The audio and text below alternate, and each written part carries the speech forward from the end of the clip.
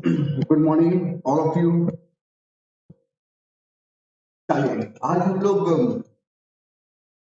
मिल रहे हैं, इस जूम मीटिंग पर मिलेंगे आपके रिवीजन को करने के लिए।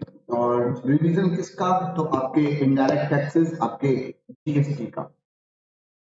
अगर हम लोग बात करते हैं एग्जामिनेशन पॉइंट ऑफ व्यू से, तो जीएसटी जो इनडायरेक्ट टैक्स है वो आप लोगों का कंटेंट थोड़ा सा, जैसे अगर आप जीटी के पेपर से कंपेयर करो, इनकम टैक्स से कंपेयर करो, तो बहुत ज्यादा आपका है ना इनकम टैक्स में कंटेंट जो है वो देखने को मिलता है। पर जीएसटी में इतना ज्यादा कंटेंट जो है कि वो है नहीं। तो जीएसटी में स्कोर करना जो है वो आपके लिए क्या होगा, बहुत आसान होगा, बहुत इजी होगा। तो अगर हम जीएसटी की तैयारी अपनी अच्छे से कर लेते हैं, तो जीएसटी एक ऐसा पेपर हो सकता है कि जो हमें हमारी नैया पार करा दे। मतलब हर एक का टारगेट जो होता है ना हम लोगों का, जो पास होने का, एग्रीगेट बनने का, वो आपका ये आईडीटी का जो पेपर है, जीएसटी जो है वो आप लोगों को इसमें बहुत ज्यादा हेल्प करेगा। बेटा वॉइस मेरी तरफ से बिल्कुल ओके है। Am I audible? Please confirm. Yes sir, but थोड़ी ब्रेक हो रही है। बेटा ब्रेक होनी नहीं चाहिए। आप लोग वाईफाई पे है, मोबाइल डाटा पे है? मोबाइल डाटा में प्रॉब्लम टू यू। और बस अगर आप वाईफाई पे है तो साउंड का कोई इश्यू नहीं आएगा, क्योंकि अभी मैंने क्या फाइनल का जीएसटी का आईडीटी का क्लास चल रहा है, तो इसमें बिल्कुल भी कोई दिक्कत नहीं आ रही है। रोज इसी तरीके से क्लासेस हो रही है। पर अगर आप मोबाइल डाटा पे हैं, तो इसमें प्रॉब्लम्स। तो खैर मैं बात करता हूं, तो हम लोगों को पहले इंपॉर्टेंस समझनी है। और अगर हम इस चीज को बहुत अच्छे से तैयार कर लेते हैं, इस चीज को बहुत अच्छे से तैयार कर लेते हैं, तो हमारे लिए क्या होगा, बहुत ही ज्यादा बेनिफिशियल होगा, बहुत ही ज्यादा बेनिफिशियल होगा। तो चलिए हम लोग अपनी चीजों को स्टार्ट करते हैं। मैं आज आपको जीएसटी का रिवीजन कराना शुरू कर रहा हूँ। और मैं बेसिक कॉन्सेप्ट और दूसरा सप्लाई और तीसरा रजिस्ट्रेशन आज आप लोगों के साथ में कंप्लीट करूंगा। हम अपनी अगली क्लास लेंगे, उसमें क्या करेंगे, एग्जामिशन और एक दो चैप्टर और पढ़ के उसको ऐड करेंगे। बेटा जिनका माइक ऑन है वो अपना माइक को ऑफ कर देंगे, अपने आप को म्यूट कर देंगे। जब मैं आप लोगों से कोई सवाल पूछूं और या आपको कोई प्रॉब्लम हो, तो आप लोग है ना अपना माइक ऑन करके मुझसे पूछ सकते हैं, उसमें मुझे कोई दिक्कत नहीं है। जितने क्वेरीज होंगे, जितने इंटरेक्टिव सेशन होगा अपना, उतना मजा आने वाला है। तो चलिए बातचीत शुरू करते हैं जीएसटी। मैं आपको रिवीजन है, तो रिवीजन में ऐसा नहीं कि आऊंगा और यहाँ पे बोल के केवल है ना अपनी बातें बोलूंगा और चीजें खत्म कर दूंगा, नहीं ऐसा हम नहीं करेंगे। हम रिवीजन में भी बहुत डिटेल बात करेंगे, रिवीजन में भी बहुत डिटेल बात करेंगे। और जहां पर आपको सवाल हो, आप मुझसे अपने सवाल को मतलब फ्रेंकली पूछ सकते हो। मैं चाहता हूँ कि अकेला मैं ना बोलूं। हम सबने अपनी सुबह की नींद खराब की है, तो मैं भी बोल रहा हूँ तो आप लोग भी बोले, ठीक है।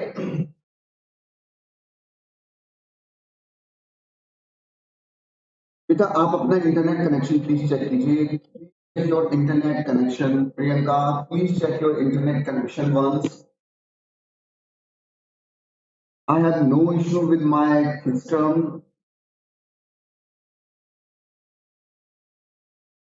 I have no issue with my system.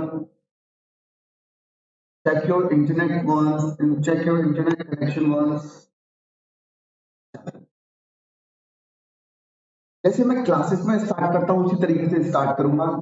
सीधे कंटेंट पर नहीं आएंगे, समझने की कोशिश करें। हम बात कर रहे हैं गुड्स एंड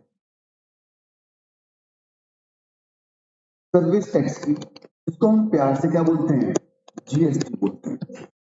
और अगर मैं आप लोगों से बात करूं, तो जो जीएसटी हमारा इफेक्टिव हुआ था, जो जीएसटी हमारा इफेक्टिव हुआ था, वो इफेक्टिव कब से हुआ था? तो उसे इफेक्टिव हुआ था 1/7/2017 से। गुड्स एंड सर्विस टैक्स एक ऐसा टैक्स है जो गुड्स और सर्विसेज के ऊपर लगाया जाता है। और ये लागू हुआ 1 जुलाई 2017 से। तो हमारे मन में एक बड़ा सिंपल सा सवाल आता है कि क्या इस डेट से पहले, कभी जीएसटी नहीं लगता था? क्या इस डेट से पहले कभी गुड्स और सर्विसेज पर कोई टैक्स नहीं लगता था? तो जवाब है लगता था। जवाब है लगता था। और कौन कौन से टैक्स लगते थे? तो कई सारे टैक्सेस थे। क्या वो टैक्सेस का जो पहले का सिस्टम था, ओल्ड रिजीम था, ओल्ड जो मैकेनिज्म थी हमारे टैक्सेशन की गुड्स और सर्विस के संबंध में, क्या वो अच्छी नहीं थी? बिल्कुल। मतलब एक जायज क्वेश्चन है कि आखिर हम कोई नया टैक्स लेकर आए तो क्यों लेकर आए? क्या बस खाली बैठे हैं तो हम लोग एक नया टैक्स बना लेते हैं, या जो पुराना सिस्टम एग्जिस्टेंस में है उसमें कुछ अपने इश्यूज हैं उनको खत्म करने के लिए एक नई टैक्स को बनाते हैं? क्या करें क्या नहीं करें? तो बहुत सारी बातें हम लोगों के यहाँ पर रहती हैं। तो पहले मैं बात करता हूँ ओरिजिन की, एक नीड की, कि आखिर एक जीएसटी की हमें नीड क्यों पड़ी। तो मैं कुछ रीजंस आपको फटाफट फटाफट बताना शुरू करता हूँ और फटाफट फटाफट समझना शुरू करेंगे। अगर मैं आप लोगों से जीएसटी बात करूं, तो बिफोर जीएसटी आपके एन नंबर ऑफ टैक्सेस थे जो लगा करते थे गुड्स पर और सर्विस पर। जैसे अगर हम लोग बात करें कि अगर आपने गुड्स को क्या किया, आपने गुड्स को मैन्युफैक्चरिंग किया, आपने गुड्स की मैन्युफैक्चरिंग करी, तो आपको मैन्युफैक्चरिंग पे क्या लग जाता था? एक्साइज लग जाता।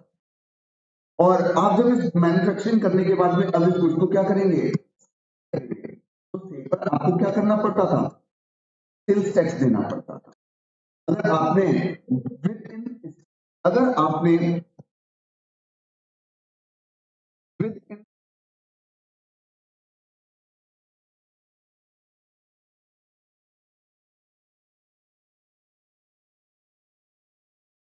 अगर आपने with in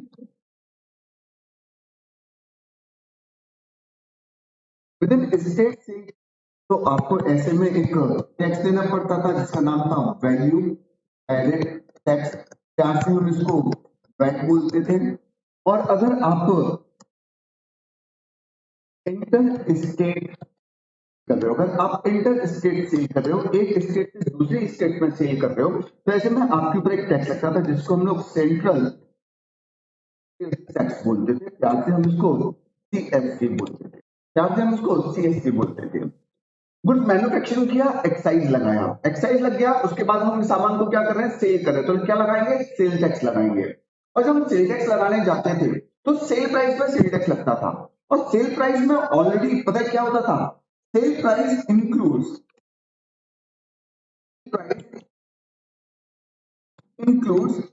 excise component.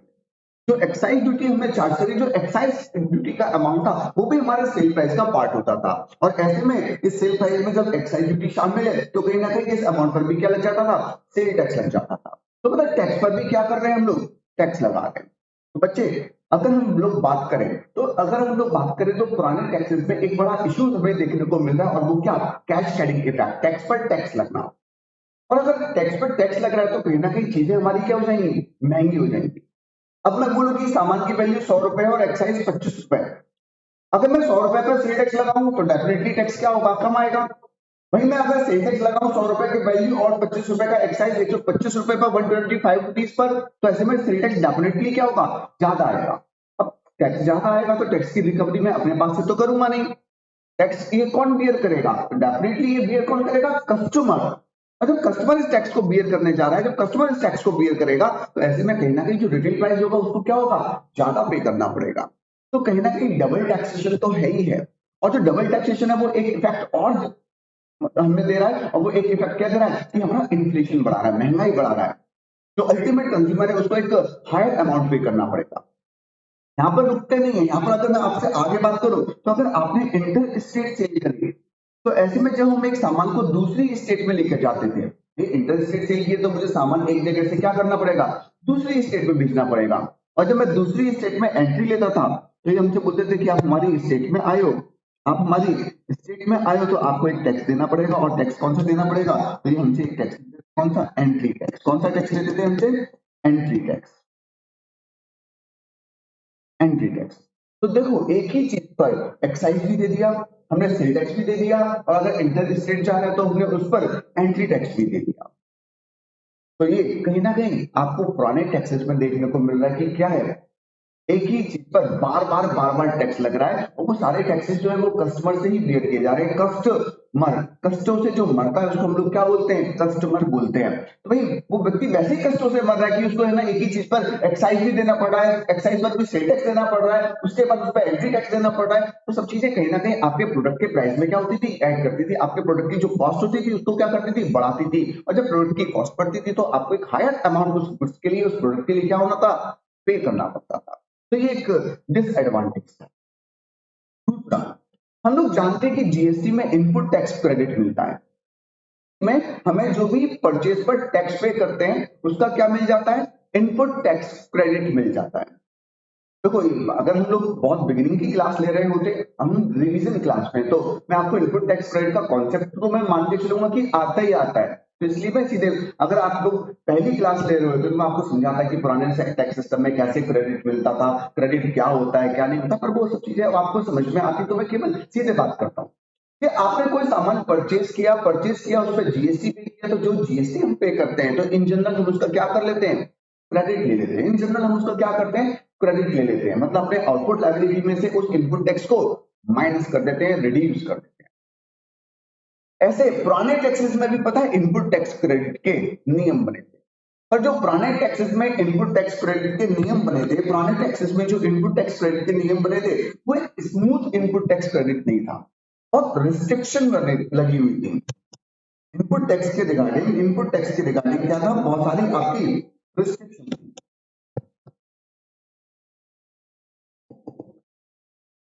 Input tax credit के रिगार्डिंग क्या था? रिस्ट्रिक्शन। क्या थी? रिस्ट्रिक्शंस कैसी थी? अगर आप कोई इंटर स्टेट परचेज कर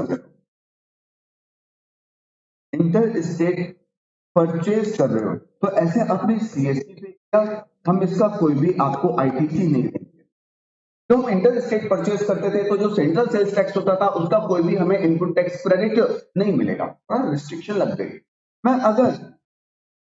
मैं अगर ट्रेडर हूं, ट्रेडर का मतलब समझ रहे हो? ट्रेडर का मतलब समझ रहे हो कि मैं भैया अगर ट्रेडिंग का काम करता हूं, तो ट्रेडिंग का अगर काम कर रहा हूं,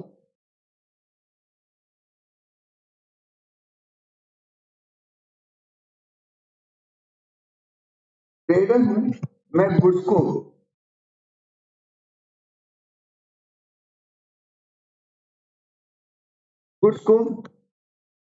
सेल एंड परचेज का काम करता हूं, तो ऐसे में मैं क्या चार्ज करूंगा? मैं या तो वैट चार्ज करूंगा या फिर सीएसटी चार्ज करूंगा। तो ऐसे में अगर मैं कोई सर्विस कंज्यूम करता था, अगर इस ट्रेडर ने कंज्यूम करी सर्विसेज, तो सर्विसेज पे ये क्या पे करता था? Service tax. तो ऐसे में आपस में आप इन दोनों को भी एडजस्ट नहीं कर सकते थे, मतलब सर्विस टैक्स का ये ट्रेडर जो है वो क्रेडिट नहीं ले सकता था। एंड बाइस वर्षा मतलब अगर मैं सर्विस प्रोवाइडर हूं, मैं किसी इक्विपमेंट को परचेज करके लेकर आया, कोई बैट पे किया, कोई सीएसटी पे किया, तो उस बैट का उस सीएसटी का मैं क्रेडिट अवेल नहीं कर सकता था। तो कहीं ना कहीं क्या हो रहा है? रिस्ट्रिक्शंस लग रही थी। यहाँ पर कहीं ना कहीं क्या हो रही थी? रिस्ट्रिक्शन लग रही थी। एक डिपार्टमेंट का दूसरे डिपार्टमेंट से इंटीग्रेशन नहीं था। और कहीं ना कहीं फिर से ये भी क्या करेगा? इन्फ्लेशन बढ़ाएगा। भाई अगर मुझे क्रेडिट मिल रहा है किसी चीज का, तो मैं उसको कॉस्ट में ऐड नहीं करूंगा। और अगर किसी चीज का मुझे क्रेडिट नहीं मिलेगा, तो वो मुझे अपनी कॉस्ट में ऐड करना पड़ेगा, और जब कॉस्ट में ऐड करूंगा तो मेरे प्रोडक्ट की कॉस्ट क्या होगी? बढ़ जाएगी। जब प्रोडक्ट की कॉस्ट बढ़ जाएगी तो अल्टीमेटली उसका जो सेल प्राइस है वो भी क्या होगा? बढ़ जाएगा। और जब सेल प्राइस बढ़ जाएगा तो डेफिनेटली उसका बर्डन फिर से किसको बियर करना है? कस्टमर। तो कस्टमर को उसका बर्डन बियर करना पड़ेगा। तो अल्टीमेटली ये चीज भी कहीं ना कहीं आपके रिटेल प्राइस को क्या कर रही थी? बढ़ा रही थी। और जब ये रिटेल प्राइस, ये मतलब बहुत सारी दिक्कतें आना शुरू हुई, तो ऐसे में सरकार ने कहा कि यार हमें इस टैक्स सिस्टम को छोड़कर किसी नए टैक्स सिस्टम को क्या करना चाहिए? लाना चाहिए। नए टैक्स सिस्टम को लाना चाहिए। और नए टैक्स सिस्टम को लाने के लिए क्या किए गए? प्रयास आपके शुरू किए गए। और नए टैक्स सिस्टम को किसको लाने की बात की गई? तो GST, goods and service tax. Goods and service tax. तो अगर मैं आप लोगों से बात करूं, तो आप लोगों ने मतलब एक केलकर कमेटी, विजय केलकर के अंडर में एक केलकर कमेटी बनाई गई सन 2003 में। 2003 में एनडीए की गवर्नमेंट थी, भाजपा लेड एनडीए की गवर्नमेंट थी। और वहां पे एक उन्होंने क्या किया, कमेटी बनाई, Kelkar committee, Kelkar task force, और उसको कहा कि आप लोग हमें रिकमेंडेशन दीजिए कि जो पुराने टैक्सेस में प्रॉब्लम आ रही है, इन प्रॉब्लम को हम कैसे खत्म कर सकते हैं। पुराने टैक्सेस में जो प्रॉब्लम आ रही है उन प्रॉब्लम्स को हम कैसे खत्म कर सकते हैं, हमें इसके रिगार्डिंग आप सजेशंस दीजिए। उन्होंने कहा कि ठीक है, हम आपको सजेशंस देते हैं। तो ऐसे में इसको केलकर टास्क फोर्स बोलते हैं, विजय केलकर के अंडर में ये कमेटी बनी थी, और इन्होंने 2004 में ही रिकमेंडेशन दे दिया था, 2004 में ही रिकमेंडेशन दे दिया था कि हमें जीएसटी लाना चाहिए। In year 2004 Vijay Kelkar Kelkar task force strongly recommended GST on national basis कि आप पूरे देश में क्या करो, जीएसटी को लागू करो, पूरे देश में आप क्या करो, जीएसटी को लागू कर दो। पर बेटा 2004 में रिकमेंडेशन दी और 2017 में हमने जीएसटी क्या किया, लागू किया। तो भगवान के घर में हमने सुना है देर है अंधेर नहीं, तो वो कहावत यहाँ पर भी पूरी होती है कि भगवान के घर में देर है अंधेर नहीं। 2004 में रिकमेंडेशन दिया, पर 2017 में हमें याद आ गया कि हमें जीएसटी को क्या करना चाहिए, लागू करना चाहिए। और इसके पीछे जो रीजन है वो हमारा पॉलिटिकल स्ट्रक्चर है। विपक्ष का काम करता है, विपक्ष को हर एक उस बात का अपोज करना है जो गवर्नमेंट बोलेगी। उस समय बात करें 2004 में, 2003-4 में, तो जो ये बीजेपी की सरकार थी, इन्होंने क्या किया था, जीएसटी को लेकर आए। उसके बाद में उस समय कांग्रेस विरोध कर रही थी, फिर कांग्रेस ने कहा कि हम जीएसटी को लेकर आना चाहेंगे, फिर बीजेपी विरोध कर रही थी, फिर बीजेपी की सरकार आई, उनके पास में नंबर फॉर सफिशिएंट थे, तो उन्होंने क्या कर दिया, सीधे जीएसटी को लागू कर दिया, और उनकी अपोजिशन के बाद में भी हम लोग उसको नहीं रोक पाए। तो it's all about credit game की सरकार हर चीज का क्रेडिट लेना चाहती है, वो कहना चाहती है कि ये चीज हम लेकर आए, ये चीज हम लेकर आए, तो क्रेडिट गेम पे। हाँ जी, someone unmuted his mic, his or her mic. Do you want to ask any question? Do you have any query? No. चलो, तो केलकर टास्क फोर्स बनाई गई और उसने रिकमेंडेशन दिया कि आपको क्या करना चाहिए, जीएसटी को इंप्लीमेंट करना चाहिए। अब मैं अगर बात करूं तो सरकारें विरोध करती हैं, पार्टियां विरोध करती हैं, तो उसका फर्क क्या पड़ता है? फर्क पड़ता है क्योंकि हमारे यहाँ पर अगर हम कोई भी नया नियम बनाना चाहते हैं, अगर हम यहाँ पर अपने यहाँ पर कोई भी नया नियम बनाना चाहते हैं, तो ऐसे नियम नहीं बन जाते, ऐसे ही नियम नहीं बन जाते, उसको पहले पार्लियामेंट में लेकर जाना पड़ता है। पार्लियामेंट में जो सांसद बैठे हुए हैं, मेंबर ऑफ पार्लियामेंट बैठे हुए हैं, वो उसके फेवर में और उसके अगेंस्ट में क्या करते हैं, वोटिंग करते हैं, और अगर फेवर में उसके वोट मिल जाते हैं तभी वो बिल्स जो होते हैं वो क्या होते हैं, पार्लियामेंट में पास होते हैं और आगे लॉ बनने की तरफ को बढ़ते हैं। तो अगर पार्टियां उसका विरोध करती है तो उसका डायरेक्ट इंपैक्ट ये है कि वो बिल जो है वो आपके पार्लियामेंट में पास ही नहीं होगा। अगर पार्लियामेंट में बिल पास नहीं होगा तो वो चीजों को हम लोग इंप्लीमेंट नहीं कर सकते, इंप्लीमेंट नहीं कर सकते। तो इसलिए कहीं ना कहीं पॉलिटिकल पार्टीज का जो स्टैंड है वो बहुत ज्यादा यहाँ पर मैटर करता है। तो खैर, मैं अब बात करता हूं कि हम लोग जीएसटी में कैसे पढ़े। तो एक चीज आपको बताऊंगा कि देखो, हमारे देश में अगर सबसे ऊपर है तो वो क्या है, हमारे देश का संविधान, कॉन्स्टिट्यूशन ऑफ इंडिया। जब तक कोई भी टैक्स कॉन्स्टिट्यूशन ऑफ इंडिया में नहीं लिखा होगा, उसके रिगार्डिंग एक कॉन्स्टिट्यूशनल वैलिडिटी नहीं होगी, तब तक कोई भी टैक्स भारत में लागू नहीं हो सकता। तब तक ये एक वसूली है अगर कॉन्स्टिट्यूशन आपको इजाजत नहीं देता।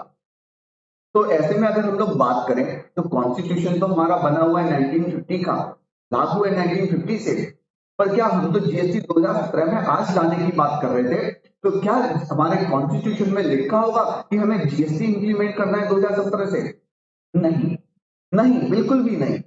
तो ऐसे केस में किसी भी टैक्स को लागू करने से पहले जो हमारा फर्स्ट स्टेप होगा, वो फर्स्ट स्टेप क्या होगा, एक कॉन्स्टिट्यूशन में अमेंडमेंट करना, कॉन्स्टिट्यूशन में उस टैक्स की वैलिडिटी क्रिएट करना, और जब तक कॉन्स्टिट्यूशन में उस टैक्स की वैलिडिटी नहीं होगी तब तक वो टैक्स लागू नहीं हो पाएगा। तो केलकर कमेटी ने बात की कि भाई साहब आपका जो जीएसटी वो लागू होना चाहिए, सरकारें करती रही। देखो लिखा है 2006 और 2007 में जब पी चिदम्बरम साहब अपना बजट पेश कर रहे थे, तो उन्होंने कहा था कि हम 1/7/2010 से क्या करेंगे, जीएसटी को लागू करेंगे ही करेंगे, पर नहीं हो पाया। फिर से ऑल अबाउट नंबर गेम्स, तो ये इंट्रोड्यूस को नहीं कर पाए। फिर 2019 दिसंबर 19 दिसंबर 2014 आई और एनडीए गवर्नमेंट भाजपा की सरकार बन चुकी थी, भाजपा की सरकार बन चुकी थी और भाजपा नरेंद्र मोदी जी की सरकार थी, प्रचंड बहुमत था, आरंभ है प्रचंड। और उनका जब गवर्नमेंट बना तो उन्होंने सबसे पहले जीएसटी को एक वैलिडिटी देने के लिए क्या किया, कॉन्स्टिट्यूशन 122वां अमेंडमेंट बिल 2014 आपका पार्लियामेंट में रखा कि भाई जीएसटी को अगर लागू करना चाहते हैं तो उससे पहले क्या होना चाहिए, जीएसटी की एक कॉन्स्टिट्यूशनल वैलिडिटी होनी चाहिए, तभी मैं जीएसटी को लागू कर पाऊंगा।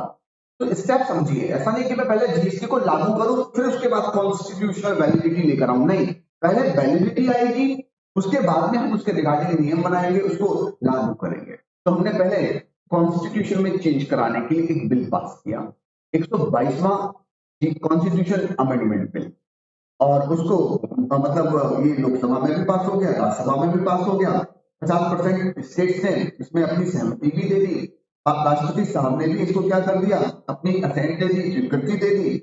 और ऐसे में आप लोगों का जो ये जीएसटी कॉन्स्टिट्यूशन अमेंडमेंट बिल था वो क्या हो गया, पास हो गया, वो आपका क्या हो गया, पास हो गया, ठीक है।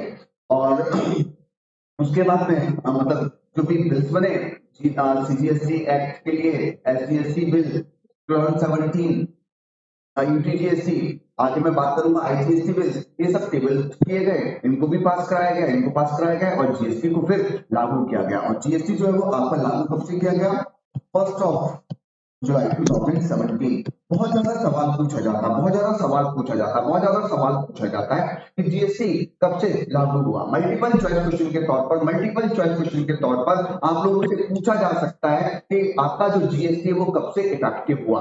तो जीएसटी जो इफेक्टिव हुआ वो हमारा इफेक्टिव हुआ 1/7/2017 से। और 1/7/2017 को जीएसटी जब लागू हुआ तो एक स्लोगन दिया गया था, एक स्लोगन दिया गया था। क्या आप में से कोई मुझे वो स्लोगन बता सकता है? आप में से कोई क्या वो मुझे स्लोगन बता सकता है?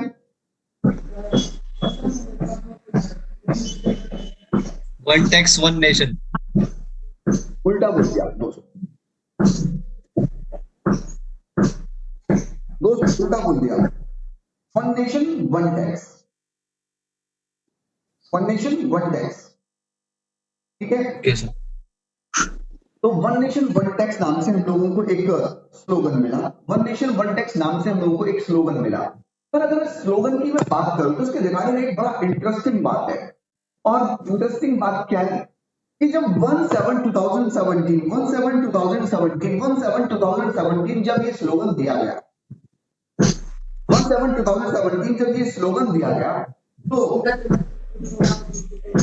बेटा किसी का माइक ऑन है वो प्लीज अपना माइक है ना बंद कर लीजिए प्लीज। वन प्लस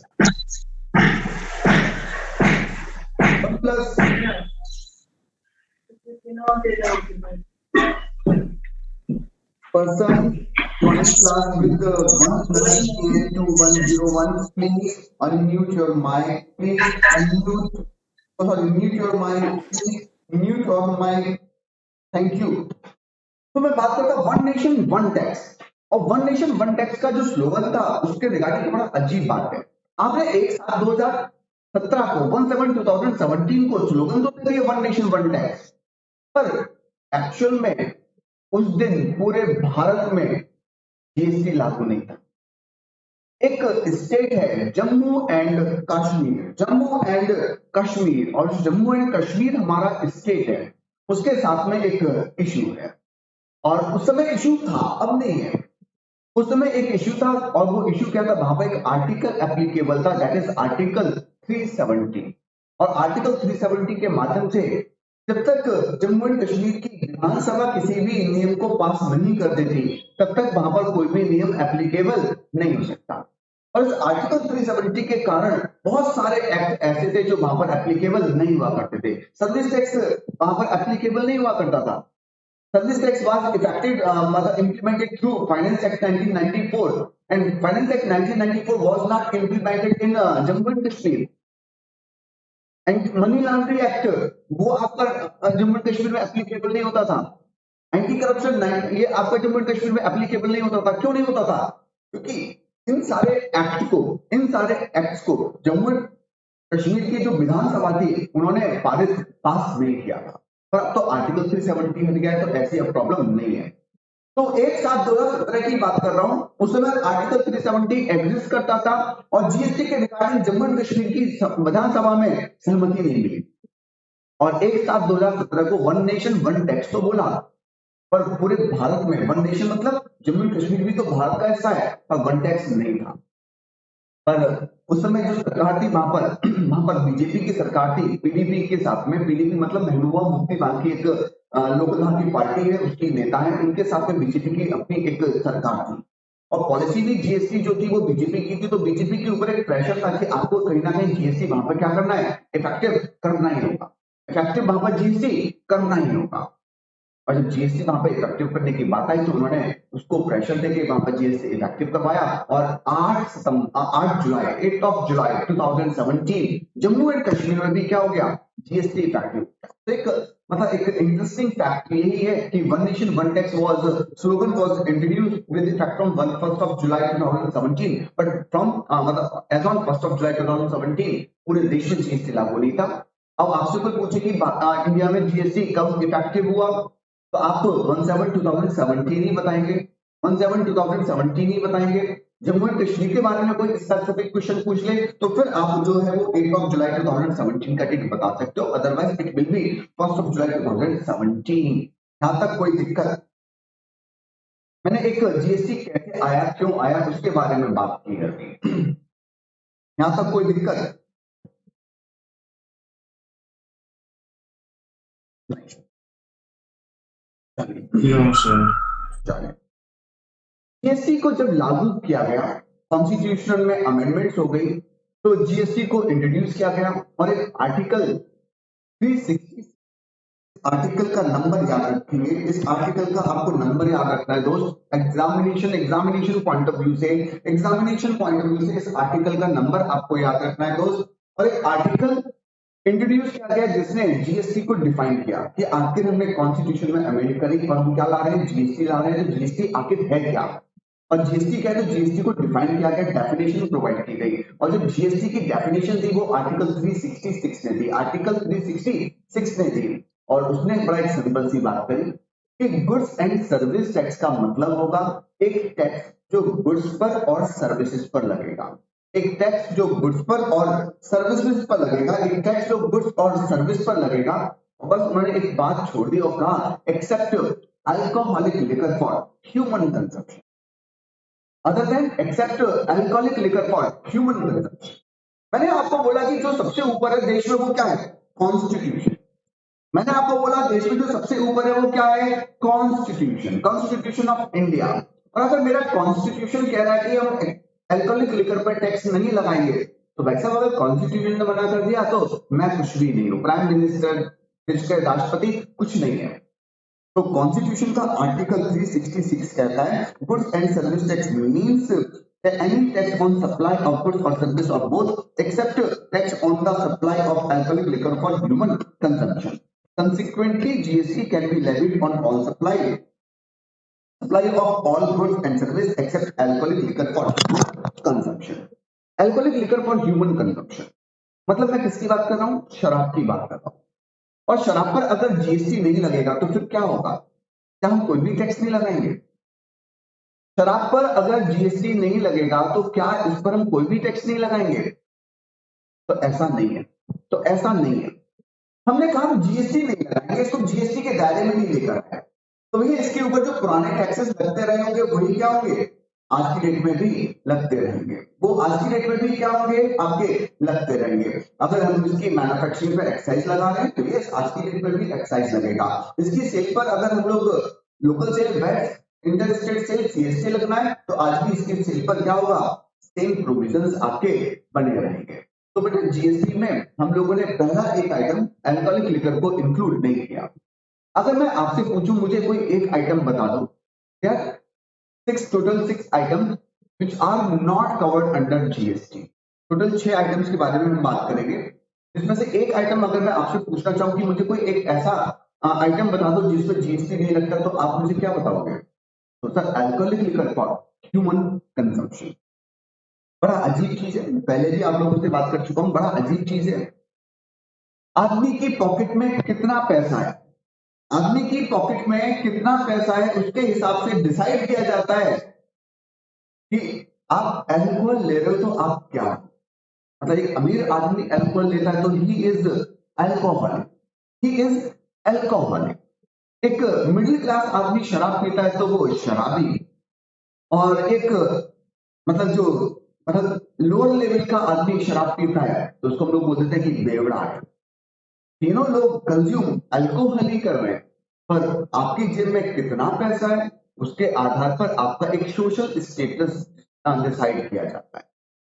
तो बच्चे मैं आप लोगों को बीच में जस्ट बात कह रहा हूं, यार अल्टीमेटली मनी मैटर्स। लोग कहते हैं कि पैसे से हम ये नहीं कर सकते, खुशियां नहीं खरीद सकते हैं, और खुशियां नहीं कर सकते पर बहुत कुछ कर सकते हैं, बहुत कुछ कर सकते हैं। तो अल्टीमेटली जिंदगी जीनी है तो जिंदगी जीने के लिए कहना चाहिए भैया आपको पैसे तो चाहिए होंगे, पैसे कमाने पड़ेंगे। आप लोग सीए तो करो तो क्यों कर रहे हो? तो आपने कहीं ना कहीं सपना देखा होगा कि मैं सीए बन जाऊंगा, सीए के बाद में सुना है कि है ना खूब पैसा है। भाई कहीं ना कहीं हमारा भी तो एक अल्टीमेट टारगेट जो है वो क्या है, ऐसा पैसा। तो कोई दिक्कत वाली बात नहीं है ना। तो क्या है, अगर मैं एक आइटम अपना याद करते चलेंगे, मैं भी टोटल आपसे 6 आइटम लर्न करवाऊंगा। तो एक आइटम अपना याद रखेंगे कि एक आइटम जिसमें हमारा जीएसटी नहीं लगेगा, और वो एक आइटम कौन सा है, तो alcoholic liquor for human consumption, alcoholic liquor for human consumption, alcoholic liquor for human consumption. ठीक है, बात कर लेते हैं उसके आगे। अब बात करते हैं कि जीएसटी आने से, क्या जीएसटी आने से हमारे सारे के सारे टैक्सेस जो थे वो खत्म हो गए? जो पुराने जो सिस्टम चल रहा था उसमें आपने बताया कि जैसे एक्साइज था, जैसे लोकल सेल करी तो वैट था, इंटर स्टेट सेल करी तो सीएसटी था, एंट्री टैक्स था, सर्विस टैक्स था। तो क्या ये सारे टैक्सेस खत्म हो गए या कुछ टैक्सेस खत्म हुए और कुछ टैक्सेस बचे रह गए? तो चलिए मैं आप लोगों से बात करता हूं कि आखिर जीएसटी के आने से कौन कौन से टैक्सेस जो है वो आपके सब्ज्यूम्ड हुए। Taxes subsumed in GST in India, ये क्वेश्चन आपके सीए फाइनल में भी एग्जाम में रह चुका है, सीए फाइनल के एग्जाम्स में भी ये क्वेश्चन पूछे जा चुके हैं, सीए इंटर में भी पूछे जा चुके हैं। तो मतलब ये जो टॉपिक है फिर से मतलब भैया यार एक बार पूछा जा चुका है तो एग्जामिनेशन क्वेश्चन, और जो एग्जामिनेशन क्वेश्चन होते हैं वो हमारे लिए बड़ा इंपॉर्टेंट टाइप के होते हैं। तो कौन कौन से टैक्सेस जो है वो जीएसटी में सब्ज्यूम्ड हो गए हम उसकी बात करते हैं। तो थोड़ा सा समझते हैं पहले मेरी बात। हम इंडिया में रहते हैं, और इंडिया में हम लोग अगर बात करें तो हमारा एक फेडरल स्ट्रक्चर है। इंडिया में हमारा क्या है, एक फेडरल स्ट्रक्चर है। और स्ट्रक्चर क्या है कि हमारे यहाँ पर दो गवर्नमेंट है, और दो गवर्नमेंट कौन सी, एक सेंट्रल गवर्नमेंट, एक सेंट्रल गवर्नमेंट जो आज की डेट में अगर हम लोग बात करें तो बीजेपी की है, और एक हर स्टेट की क्या होती है, अपनी स्टेट गवर्नमेंट होती है। अब देखो भैया जो केंद्र सरकार है, सेंट्रल गवर्नमेंट है, उसके अपने खर्चे हैं भाई, उनके भी अपने नेशनल हाईवे बन रहे हैं, उनके भी अपने स्कूल चल रहे हैं, हॉस्पिटल चल रहे हैं, डिफेंस उनको संभालना है, इंफ्रास्ट्रक्चर उनको देखना है, पोर्ट एयरपोर्ट उनको बनाने हैं। साथ में अगर बात करें तो स्टेट्स के भी अपने खर्चे, स्टेट हाईवे हैं, स्टेट्स के अपने स्कूल हैं, अपने हॉस्पिटल्स हैं, उनका भी अपना इंफ्रास्ट्रक्चर है। तो उनको भी कहीं ना कहीं बाकी जो एडमिन स्टाफ है उसकी सैलरी के खर्चे निकालने हैं। तो खर्चे सबके हैं। और हम टैक्सेस चार्ज क्यों कर रहे हैं, तो भाई पैसा कमाने के लिए। भाई सरकार को रेवेन्यू की जरूरत है, और रेवेन्यू जनरेट करने का एक सिंपल सा अच्छा सा मीडियम क्या है, टैक्स। तो उन्होंने कहा कि भैया हम लोग अब पैसे चाहिए तो क्या करें, तो कुछ टैक्सेस ऐसे थे जो सेंट्रल गवर्नमेंट ने लगाए, और कुछ टैक्सेस ऐसे हैं जो हमारी कौन इंपोज करती है, स्टेट गवर्नमेंट इंपोज करती है। कौन इंपोज करती है, स्टेट गवर्नमेंट इंपोज करती है। तो मैं आपसे बड़ा सिंपल सी बात कर रहा हूँ कि कुछ टैक्सेस ऐसे हैं जो सेंट्रल गवर्नमेंट लगाती है, कुछ टैक्सेस ऐसे हैं जो स्टेट गवर्नमेंट लगाती है, और कुछ सेंट्रल गवर्नमेंट के टैक्सेस को उन्होंने खत्म कर दिया, और कुछ हम लोगों ने स्टेट गवर्नमेंट के टैक्सेस को खत्म कर दिया। मतलब कुछ सेंट्रल के टैक्सेस जीएसटी में सब्ज्यूम्ड हो गए, और कुछ स्टेट के टैक्सेस जीएसटी में सब्ज्यूम्ड हो गए। तो मैं आपको जो बात करने जा रहा हूँ कि टैक्सेस जीएसटी में जो जो सब्ज्यूम्ड हुए, वो मैं दो तरीके से बात करूंगा कि सेंट्रल टैक्सेस कौन कौन से थे और स्टेट के टैक्सेस कौन कौन से थे। सेंट्रल टैक्सेस कौन कौन से थे और स्टेट के टैक्सेस कौन कौन से थे। तो नंबर वन, सेंट्रल पर बात करते हैं। जब हम लोग एक्साइज ड्यूटी की बात करते हैं, तो जो एक्साइज ड्यूटी लगा करती थी वो आपकी जीएसटी में क्या कर दी, सब्ज्यूम कर दी। एक्साइज ड्यूटी दो तरीके से लगती है, केंद्र सरकार लगाती है, सेंट्रल गवर्नमेंट लगाती है, और कुछ गुड्स पर आपकी स्टेट गवर्नमेंट लगाती है। कुछ गुड्स पर स्टेट गवर्नमेंट लगाती है, कुछ पर केंद्र सरकार। और केंद्र सरकार भी जो एक्साइज लगाती थी, सेंट्रल गवर्नमेंट जो एक्साइज लगाती थी, एक्साइज ड्यूटी जो इम्पोज करती थी, वो कैसे इम्पोज करती थी, तो उन आइटम्स पर बोले तो इसका जो जिक्र किया जाता था सेंट्रल एक्साइज एक्ट 1944 में, इसका जिक्र होता था, सेंट्रल एक्साइज एक्ट 1944 में। और यहाँ पर आपको एक बेसिक एक्साइज ड्यूटी लगाई जाती थी। और साथ में जो डिमेरिट गुड्स थे, जो सिन गुड्स थे, जैसे अगर हम लोग बात करें तंबाकू, पान मसाला, तो इस पर आपको क्या करना पड़ता था, बेसिक एक्साइज ड्यूटी तो देनी पड़ती थी, इसके एडिशन में इस पे क्या होता था, एक एडिशनल एक्साइज ड्यूटी लगती थी। क्या लगती थी, एक एडिशनल एक्साइज ड्यूटी लगती थी। तो ये जो दोनों ड्यूटीज थी, अब मैं बोलूं केवल एक्साइज, तो एक्साइज कौन सी वाली, बेसिक वाली, एडिशनल वाली, कौन सी वाली, तो आपकी जो बेसिक एक्साइज ड्यूटी थी और जो एडिशनल एक्साइज ड्यूटी थी, वो दोनों आपकी अब खत्म कर दी गई है और उसको जीएसटी में सब्ज्यूम कर दिया गया है। मतलब अब एक्साइज ड्यूटी कोई भी लेवी नहीं होती। नंबर 2, जैसे अगर मैं बात करूं, मैंने आपको बताया कि जो एक्साइज ड्यूटी थी वो दो तरीके से लगी होती थी, कुछ सेंट्रल गवर्नमेंट कुछ प्रोडक्ट्स पे लगाती थी, कुछ पर स्टेट लगाती थी। और जो स्टेट गवर्नमेंट आपकी एक्साइज ड्यूटी लगाती थी, अगर उसमें एक गुड्स का मैं आपसे, एक आइटम का मैं आपसे जिक्र करूं, तो वो गुड्स है आपका, वो आइटम है आपका alcoholic liquor for human consumption. Alcoholic liquor for human consumption मतलब जो अल्कोहल है,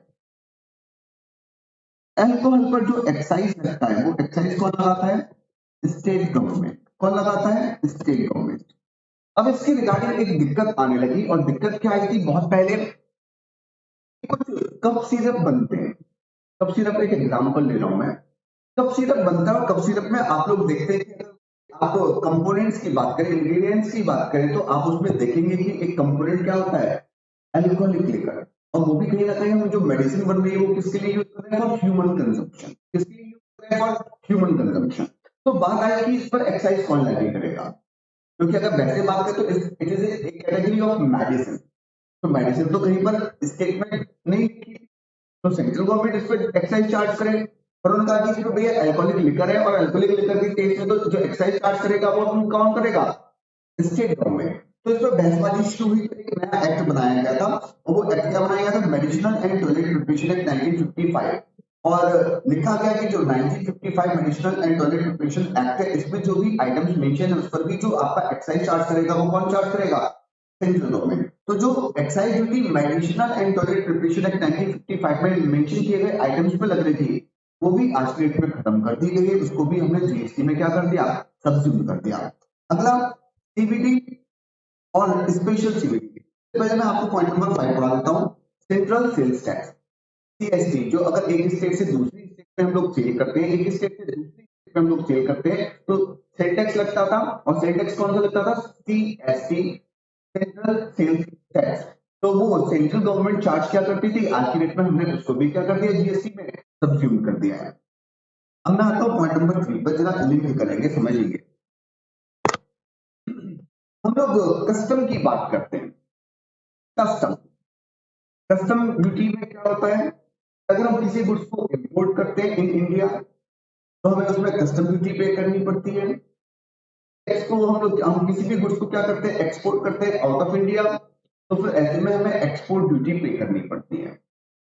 तो जब हम लोग इंपोर्ट करते थे, मैं स्पेसिफिकली आपसे बात कर रहा हूं इंपोर्ट के संबंध में, जब हम लोग गुड्स को इंपोर्ट करते थे, तो इंपोर्ट करने में क्या होता था कि बस हमने गुड्स को इंपोर्ट किया, तो उस पर क्या कर दिया, एक आप उनकी बेसिक कस्टम ड्यूटी जो थी वो पे कर दी।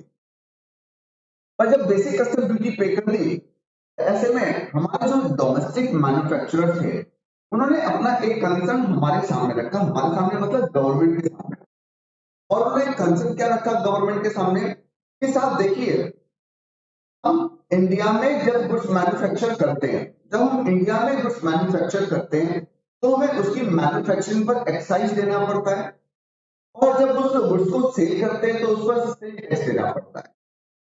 अब अगर कोई व्यक्ति इंडिया के बाहर से सामान इंपोर्ट कर रहा है, तो सामान जब इंडिया के बाहर से इंपोर्ट करेगा तो इंडिया के बाहर तो एक्साइज ड्यूटी नहीं है, वहां पर तो सेल टैक्स नहीं लग रहा। तो कहीं ना कहीं वो जो इंपोर्टेड गुड्स होगा वो क्या होगा, कंपैरेटिवली थोड़ा सा सस्ता होगा, कंपैरेटिवली थोड़ा सा क्या होगा, सस्ता होगा। अब कंपैरेटिवली सस्ता होगा तो फिर ऐसे में लोग जो है वो, क्योंकि भाई इंपोर्टेड गुड्स पे एक्साइज नहीं लगा, सेल टैक्स नहीं लगा, तो कहीं ना कहीं सेल टैक्स और एक्साइज के अमाउंट से उस गुड्स की जो वैल्यू होगी वो कहीं ना कहीं क्या होगी, कम होगी। और इन इंडिया अब सेम और सिमिलर आइटम की मैन्युफैक्चरिंग पर एक्साइज चार्ज कर रहे हैं, उनकी सेल पर सेल्स टैक्स चार्ज कर रहे हैं, तो कहीं ना कहीं कंपैरेटिवली इंडिया का जो गुड्स मैन्युफैक्चर होगा वो थोड़ा सा कॉस्टली होगा। तो हमने सरकार को कहा कि सरकार ऐसे तो जो डोमेस्टिक इंडस्ट्री है उसको हार्म होगा, जो अपने देश का व्यापारी है, उद्योग है, वो पूरा ठप हो जाएगा, क्योंकि लोग तो सस्ता सामान जब इंडिया के बाहर से पड़ेगा तो लोग वहीं से सामान परचेज करेंगे। तो सरकार ने हमारी व्यापारियों की बात को समझा और उन्होंने कहा कि जो बेसिक कस्टम ड्यूटी होगी वो तो आपको देनी पड़ेगी, वो तो सेंट्रल गवर्नमेंट लेगी ही लेगी। उसके एडिशन में हम आपसे एक special counter billing duty, counter billing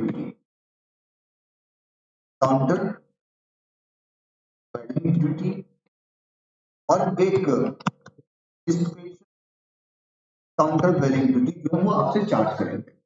क्यों चार्ज करेंगे, तो ये एक्साइज को कंपनसेट करने के लिए, टू कंपनसेट एक्साइज। तो अगर हम लोग बात करें तो इसको हम क्यों चार्ज करेंगे, तो टू कंपनसेट सेल्स टैक्स। भैया आपने जो बाहर से आपने सामान भेजा या आपने परचेज किया उस पर एक्साइज नहीं लगा, उस पर सेल टैक्स नहीं लगा, तो कहीं ना कहीं आपका जो गुड्स है वो सस्ता है, हम उसको सस्ता करना नहीं चाहते, तो हम इस पर क्या करेंगे, जितना इंडिया में इस सेम गुड्स या सिमिलर गुड्स की मैन्युफैक्चरिंग पर एक्साइज लगती है उतना एक्साइज आपको क्या करना पड़ेगा, पे करना पड़ेगा, बट नाम जो रहेगा वो क्या रहेगा, काउंटर वैलिंग ड्यूटी। इंडिया में जब गुड्स सेल करते हैं तो सेल टैक्स लगता है, तो ऐसे में आपने जो सामान इंपोर्ट किया उस पर तो कोई सेल टैक्स नहीं लगा है, तो कहना कि आपका गुड्स जो वो सेल टैक्स के प्राइस से क्या है, सस्ता है। तो ऐसे में आपको क्या होगा, एक स्पेशल काउंटर वैलिंग ड्यूटी क्या करनी पड़ेगी, पे करनी पड़ेगी। तो ये 4% की आपकी ड्यूटी रहा करती थी। तो ऐसे में जो काउंटर वैलिंग ड्यूटी है और स्पेशल काउंटर वैलिंग ड्यूटी है उसको भी जीएसटी में क्या कर दिया हम लोगों ने, सब्स्यूम कर दिया। सर्विस टैक्स ये भी जीएसटी में सब्स्यूम कर दिया। और अगर उन्होंने कहा कि गुड्स और सर्विस के संबंध में, गुड्स और सर्विस के संबंध में सेंट्रल गवर्नमेंट कोई भी सरचार्ज या कोई भी सेस, कोई भी सरचार्ज या कोई भी सेस आप लोगों से लेवी कर रही है तो वो भी क्या होगा, वो भी क्या होगा, आपके जीएसटी में सब्स्यूम्ड कर दिया जाएगा, वो भी क्या होगा, आपके जीएसटी में सब्स्यूम्ड कर दिया जाएगा। जैसे अगर मैं बात करूं सर्विस टैक्स का, तो सर्विस टैक्स का जो रेट था वो दैट टाइम वाज 14%। और उस सर्विस टैक्स के एडिशन में सेंट्रल गवर्नमेंट क्या करती थी, 0.5% का स्वच्छ भारत सेस और 0.5% का एक कृषि कल्याण सेस लगाती थी। और ऐसे में 14% सर्विस टैक्स प्लस 0.5 प्लस 0.5, तो जो सर्विस टैक्स का इफेक्टिव रेट हो जाता था वो 15% हो जाता था। तो जो सेस लगाए जा रहे हैं, स्वच्छ भारत सेस, कृषि कल्याण सेस, तो वो आप लोगों के क्या होते थे, सेंट्रल गवर्नमेंट के द्वारा लगाए जाते थे, वो सेसेस भी अब क्या हो गए, खत्म कर दिए जीएसटी के आने पर। क्या आप में से मुझे कोई, क्या आप में से मुझे कोई, क्या आप में से मुझे कोई सेस और टैक्स में अंतर बताएगा, सेस और टैक्स में कोई अंतर बताएगा, सेस और टैक्स में कोई अंतर बताएगा।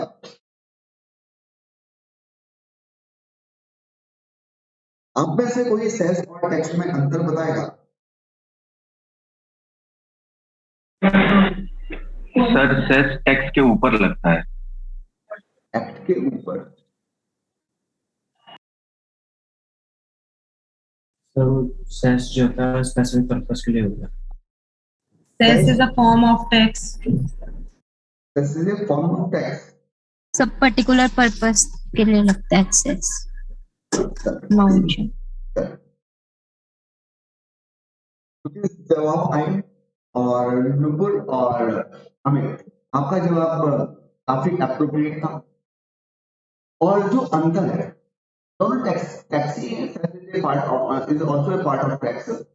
और अगर हम लोग एक बात करें तो जो मेन अंतर है वो मेन अंतर है इसके यूटिलाइजेशन का। जो मेन अंतर है वो है क्या, इसके यूटिलाइजेशन का। यूटिलाइजेशन का मतलब कि जो टैक्स का पैसा कलेक्ट किया गवर्नमेंट ने, that amount can be used for any purpose, whether in infrastructure, whether in defense, whether in a hospital, whether in a health sector, education sector, whatever it is, आप कहीं पर भी इस पैसे को, टैक्स के पैसे को क्या कर सकते हो, यूज कर सकते हो। पर when we talk about cess, तो सेस के रिगार्डिंग बच्चे ऐसा नहीं है। सेस का जो यूटिलाइजेशन है वो एक स्पेसिफिक यूटिलाइजेशन होता है। जिस पर्पस के लिए आपने कलेक्ट किया उसी पर्पस के लिए आप इसको क्या कर सकते हो, इम्पोज कर सकते, यूज कर सकते हो। जैसे अगर हम लोग बात करें तो जैसे नाम दिया स्वच्छ भारत सेस, तो जो ये सेस है इसका जो अमाउंट कलेक्ट होगा, इसका जो यूटिलाइजेशन होगा वो केवल स्वच्छ भारत को स्वच्छ रखने के लिए ही इसका यूटिलाइजेशन किया जाएगा। अब जैसे इनकम टैक्स में पढ़ते हो education, health and education cess, health and education and higher secondary education cess, आप मतलब पहले पढ़ते थे ना कि एजुकेशन सेस का हेल्थ का, हाँ याद आ रहा है नहीं आ रहा 4% का health and education cess 4% tax amount. Yes sir. वो भी क्या है, एक सेस है, तो उसका यूटिलाइजेशन आप किस लिए करोगे, हेल्थ एंड एजुकेशन के लिए करोगे, इसके अलावा किसी और पर्पस के लिए आप उस अमाउंट को यूटिलाइज नहीं कर सकते। तो जो मेन दोनों है टैक्स का ही पार्ट, और जो अंतर है वो उनके यूटिलाइजेशन से रिलेटेड है। Tax amount can be used for any purpose, general purpose, और जो आपका सेल्स का अमाउंट होता है वो केवल एक स्पेसिफिक पर्पस के लिए क्या हो सकता है, यूज किया जाता है, पर्पस के लिए इसको चार्ज किया गया है। कृषि कल्याण सेस, तो सेस है, तो अगर it will be used for कृषि कल्याण, जो फार्मर्स है उनके कल्याण के लिए, उनके पर्पस के लिए इसको हम लोग क्या कर सकते हैं, यूज कर सकते हैं। Are you getting my point? Yes sir. State levy subsumed in GST. तो बेटा कई बार आपसे यहाँ पर जो सवाल पूछ सकता है वो आप लोगों से कई तरीके से सवाल पूछ सकता है। कई तरीके से कैसे पूछ सकता है, तो मेरी बात को जरा समझने की कोशिश करेंगे। मैं आपसे एग्जामिनेशन पॉइंट ऑफ व्यू भी डिस्कस करना चाहता हूँ। आपसे यहाँ पर थ्योरी क्वेश्चन भी पूछ सकता है, यहाँ पर आप लोगों से मल्टीपल चॉइस क्वेश्चन भी पूछ सकता है। बेटा चैट से अच्छा है, चलो चैट में भी आप कर दीजिए, और चैट में जो आप अपने आंसर्स करें, चैट में जो अपने आंसर्स करें वो आंसर्स टू ऑल कर दीजिए, अगर मैं कोई क्वेश्चन पूछ रहा हूँ and you are answering that question, then आप एक तरीका है बोल के भी कर सकते हैं, और दूसरा तरीका अगर आप चैट से कर रहे हैं तो चैट में आप जो अपने मैसेज है वो ऑल कर दीजिए, टू होस्ट रहने दीजिए, टू होस्ट छोड़कर टू ऑल कर दीजिए। और वो इसलिए क्योंकि बेटा मैं ये जो पढ़ा रहा हूँ तो इसी स्क्रीन पे मेरा जो है वो मतलब जूम भी चल रहा है, तो मैं ऐसे में जो चैट है वो नहीं देख पा रहा हूँ। चैट के लिए मुझे मैंने अपना दूसरा सिस्टम ऑन किया हुआ है ना, तो ऐसे में जो चैट है वो मैं दूसरे सिस्टम पर ही देख सकता हूँ। ठीक है, तो आप अगर चैट से रिप्लाई कर रहे हैं तो प्लीज आपने ना तो उसको सेंड टू एवरीवन कर दो, वरना मैं आपकी बातें नहीं देख पाऊंगा। ठीक है, आप कोई क्वेरी पूछ रहे होंगे, किसी बात का जवाब कर रहे होंगे तो मैं उसको नहीं देख पाऊंगा, नहीं सही है, तो आप प्लीज उसको है ना क्या कर दीजिए, टू सेंड टू एवरीवन कर। अब इसी तरीके से बात करते हैं, सवाल की बात कर रहा था, तो आपसे एक डायरेक्ट क्वेश्चन पूछा जा सकता है कि mention any 4 levy, state levy या central levy which are subsumed in GST. Mention any 4 levy, 5 levies which are subsumed in GST. और सेंट्रल के बारे में पूछ सकता है, स्टेट के बारे में पूछ सकता है, पहला तरीका। दूसरा आपसे क्या करेगा, आपको कोई भी 4 टैक्सेस दे देगा, जैसे एक्साइज ड्यूटी, सर्विस टैक्स और बेसिक कस्टम ड्यूटी। अब पूछ लेगा कि इनमें से कौन सा टैक्स ऐसा है जो जीएसटी में सब्ज्यूम्ड नहीं हुआ, तो आप इसमें क्या आंसर बताओगे? Basic excise duty, service tax, central sales tax, basic custom duty. 4 tax में से ऐसा कौन सा टैक्स है जो जीएसटी में सब्ज्यूम्ड नहीं हुआ, तो आप ऐसे में क्या बताकर चलोगे? Basic custom duty. Basic custom duty. तो मल्टीपल चॉइस क्वेश्चंस भी आप लोगों से पूछ सकता है, मल्टीपल चॉइस क्वेश्चन भी आप लोगों से पूछ सकता है। आज के डेट में केस बेस्ड आपसे केस बेस्ड क्वेश्चन पूछे जाते हैं और ऐसे में आपको एक केस बनाकर दे सकता है और केस बनाकर क्या दे सकता है कि भैया एक व्यक्ति है, उसने सामान परचेज किया, सामान परचेज उसने लोकल भी किया, इंटर स्टेट भी परचेज किया, इंपोर्ट भी किया। इंपोर्ट पे उसने बेसिक कस्टम ड्यूटी पे करी और उसने आईजीएसटी पे किया। अब ऐसे में वो मतलब कौन सा टैक्स ऐसा है जो उसको जीएसटी के अपार्ट पे करना पड़ेगा। तो आप लोग मतलब केस स्टडी के तौर पर भी सवाल पूछे जा सकते हैं। तो ऐसे में ध्यान रखें कि भाई केवल यही टैक्स जो है वो जीएसटी में सब्ज्यूम्ड हुए, इसके अलावा सेंट्रल के किसी भी टैक्स का जिक्र किया जाएगा तो वो आपका जीएसटी में सब्ज्यूम्ड नहीं हुआ है, तो हम उसको छोड़ देंगे। स्टेट लेवीज पर बात करते हैं। स्टेट लेवी में बात करें तो मैं बात करना चाहता हूँ किस पर, एंटरटेनमेंट टैक्स पर। किस पर? एंटरटेनमेंट टैक्स पर। किस पर? एंटरटेनमेंट टैक्स पर। जो आपका एंटरटेनमेंट टैक्स है, एंटरटेनमेंट टैक्स समझते हो? एंटरटेनमेंट टैक्स क्या आपने पहले कभी कहीं लगता हुआ देखा था?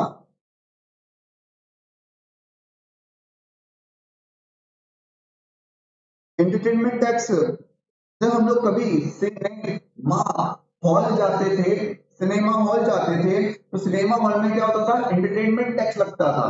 तो एंटरटेनमेंट टैक्स क्या हुआ? वो स्टेट गवर्नमेंट टैक्स। अच्छा, कभी कभी ऐसा देखा था आप लोगों ने? बड़ा अच्छे से बताना कि कोई मूवी आई हो और मूवी पर लिखा हो टैक्स फ्री। नहीं सर, कभी नहीं सुना। अरे यार कैसी बात कर रहे हो? आज की डेट में सुना नहीं सुना कि मूवी टैक्स फ्री हो गई है? अरे, अब आज की मैं पुरानी पूछ रही हूँ। नहीं, पुराने मतलब 2017 से पहले। तो मतलब पहले आप लोग सुनते होंगे इन यूपी मतलब मूवी टिकट पर, ठीक है। तो ऐसे में पहले हम लोग देखते थे कि ना, कई बार आप लोग इवन न्यूज में भी देखते हैं कि जैसे कोई देशभक्ति का मूवी आई, अच्छी मूवी है, तो सरकारें उसको क्या कर देती है, टैक्स फ्री कर देती है। तो आज की डेट में अगर टैक्स फ्री कर रही है गवर्नमेंट तो इसका मतलब वो अपना जो जीएसटी कंपोनेंट है वो छोड़ रही है। और उससे पहले अगर हम लोग बात करें तो उस पर कौन सा टैक्स छोड़ते थे? Entertainment tax. हम लोगों को तीन ही चीज तो पसंद है, एंटरटेनमेंट, एंटरटेनमेंट और एंटरटेनमेंट।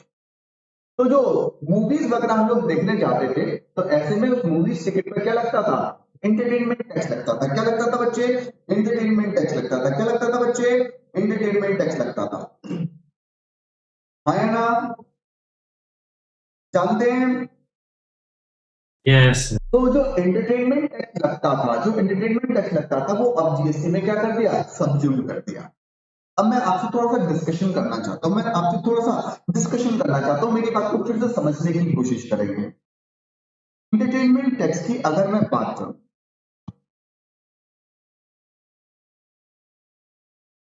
एंटरटेनमेंट टैक्स की अगर मैं आप लोगों से बात करूं तो एंटरटेनमेंट टैक्स दो लोग लगाते हैं, स्टेट गवर्नमेंट और एक लोकल अथॉरिटी। लोकल अथॉरिटी समझते हैं बच्चे आप लोग? लोकल अथॉरिटी समझते हैं बच्चे आप लोग?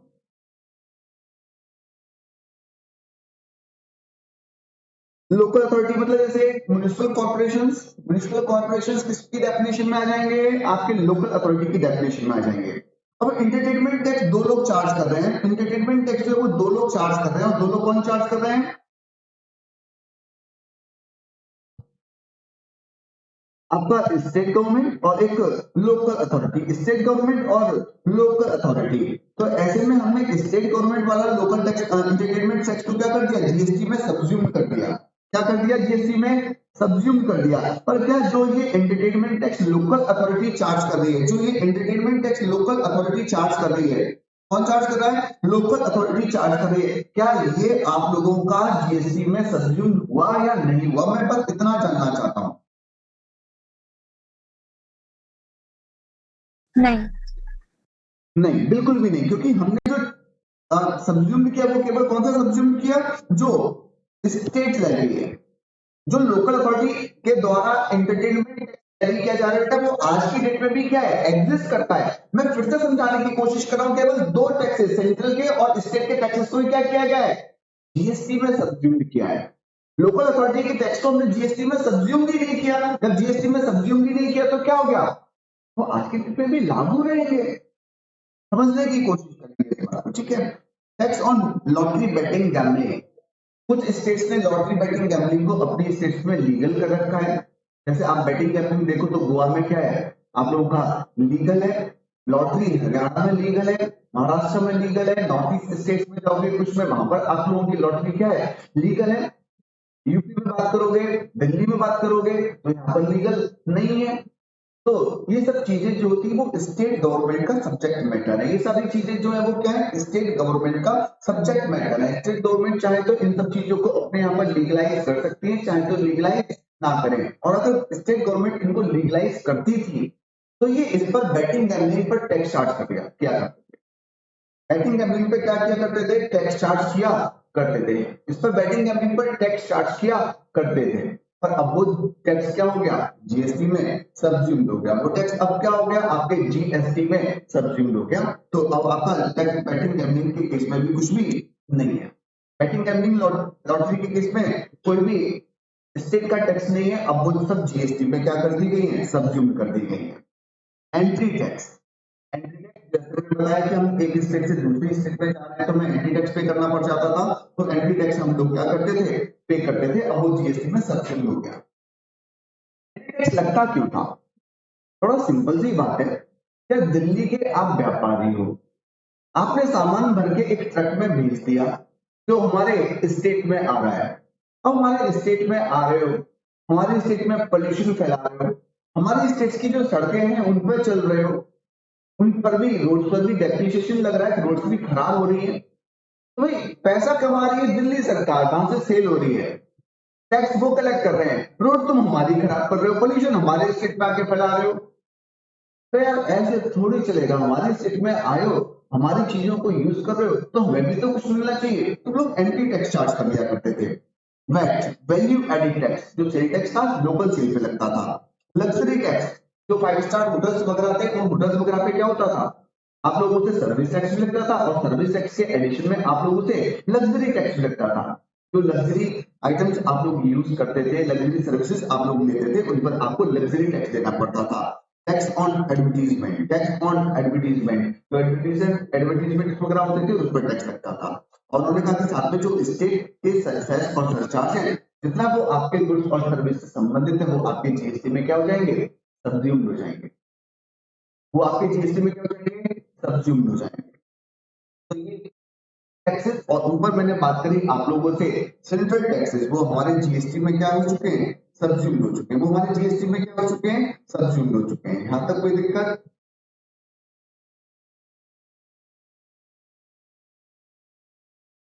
यहां तक कोई दिक्कत नो सर। नहीं। चलिए अगली बात को समझने की कोशिश करते हैं। मैंने आपको टैक्स समझा दिया कि जीएसटी हमारे इंडिया में कब आया, तो 17/2017 में आया। अच्छा एक बात बताओगे, क्या हमारा देश पहला देश रहा होगा जिसने जीएसटी को इंट्रोड्यूस किया और इम्प्लीमेंट किया? No No. Sir. Who was the France first was the country? first country. Which one? France. France. Very good. And what's the date? What's the year from which GST was introduced in France? 1954. 1954. Very good. Very good. Very good. मतलब मेरे revision से पहले भी revision चल रहा है। अच्छी बात, अच्छी बात, वेरी गुड। और बेटे गुड्स एंड सर्विस टैक्स को जो डिफाइन किया गया है वो कौन से आर्टिकल में डिफाइन किया गया है? 366. 366। Very good, very good. 366। कई बार इस पर भी मल्टीपल चॉइस क्वेश्चन पूछ लिया जाएगा कि GST is defined under which article, और article 366, article 246A, article 269A, article 279A। तो ऐसे में आपको फिर आइडेंटिफाई करना पड़ेगा कि कौन से आर्टिकल में जीएसटी को आखिर मतलब डिफाइन किया गया है। तो वो आर्टिकल 360 रहेगा।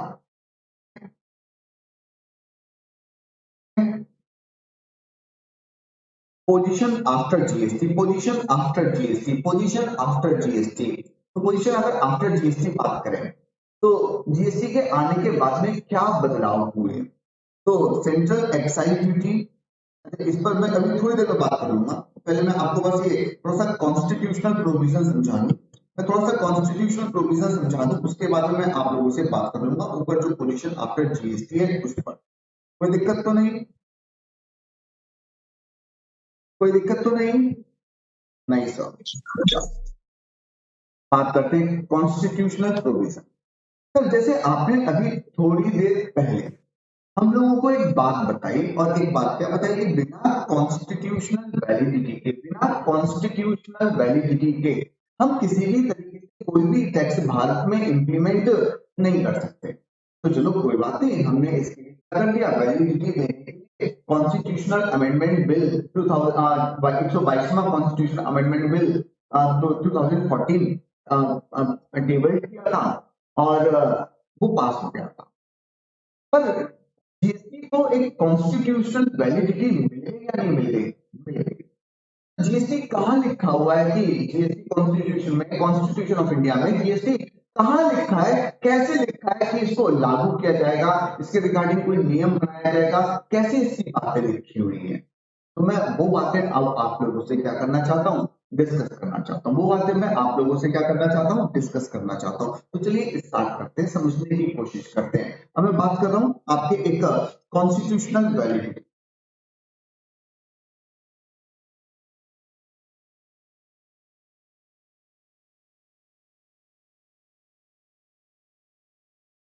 कॉन्स्टिट्यूशनल वैलिडिटी प्रोवाइड की गई, वो आपको कुछ आर्टिकल्स के माध्यम से दी गई।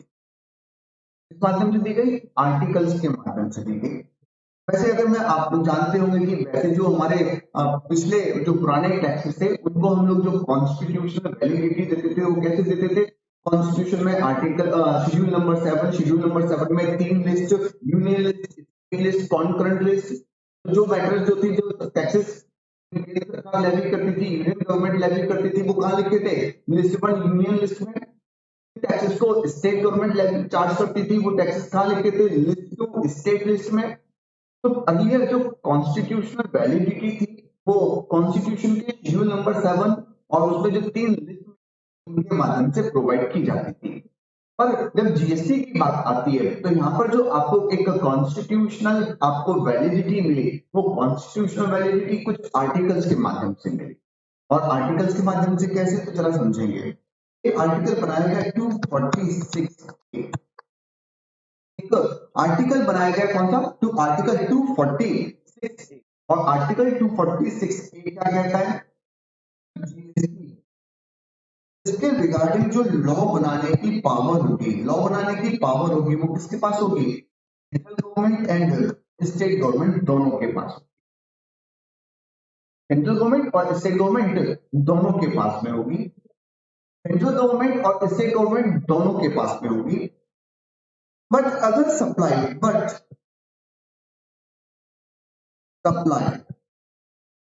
जो है वो कैसी है? इंटर स्टेट है। सप्लाई कैसी है? इंटर स्टेट है। तो इस इंटर स्टेट के रिगार्डिंग जो एक्सक्लूसिव पावर होगी, इसके रिगार्डिंग जो एक्सक्लूसिव पावर होगी, वो किसके पास में होगी? सेंट्रल गवर्नमेंट के पास में होगी। सेंट्रल गवर्नमेंट के पास में रिगार्डिंग लॉ बनाने की जो पावर है वो किसके पास में है?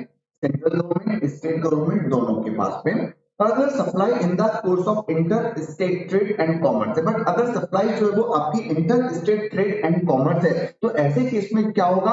हम लोग जो पावर देंगे वो केवल किसको देंगे? सेंट्रल गवर्नमेंट को देंगे। मैं भी बात करूंगा आपसे कि आखिर ऐसा क्यों किया गया, आखिर ऐसा क्यों किया गया कि हमने एक्सक्लूसिव पावर केवल किसको देकर रखी? सेंट्रल गवर्नमेंट को देकर रखी। मैं क्यों, ऐसा क्यों हुआ, हम क्यों जानेंगे?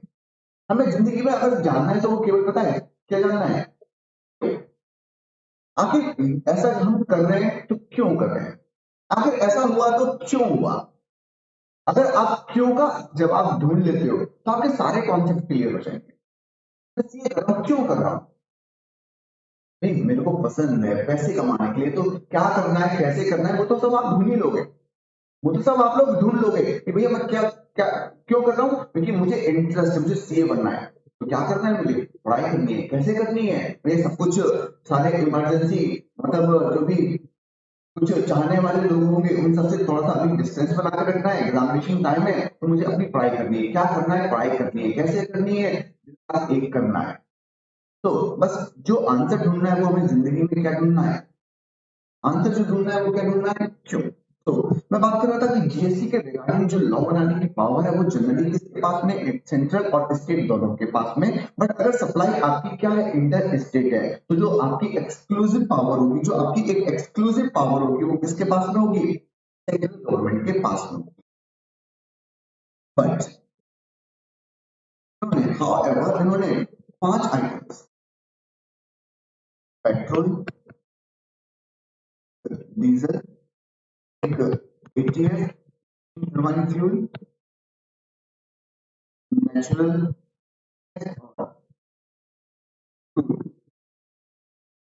पेट्रोलियम, क्रूड पेट्रोलियम, 5 गुड्स ऐसे बताए और कहा कि इन 5 गुड्स के रिगार्डिंग जो नियम बनाने की पावर होगी वो रहेगी आप लोगों के पास ही।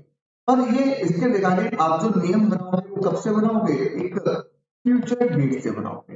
ये जो पावर रहेगी वो आपके पास रहेगी, पर आज आपको हम पावर नहीं दे रहे हैं। आप इसके रिगार्डिंग जो नियम बना सकते हो वो नियम कब से बनाओगे, एक फ्यूचर डेट से। किससे बनाओगे, एक फ्यूचर डेट से बनाओगे। किससे बनाओगे, एक फ्यूचर डेट से बनाओगे। वो फ्यूचर डेट कौन होगी, कौन सी होगी, प्रकाश को हम बता देंगे।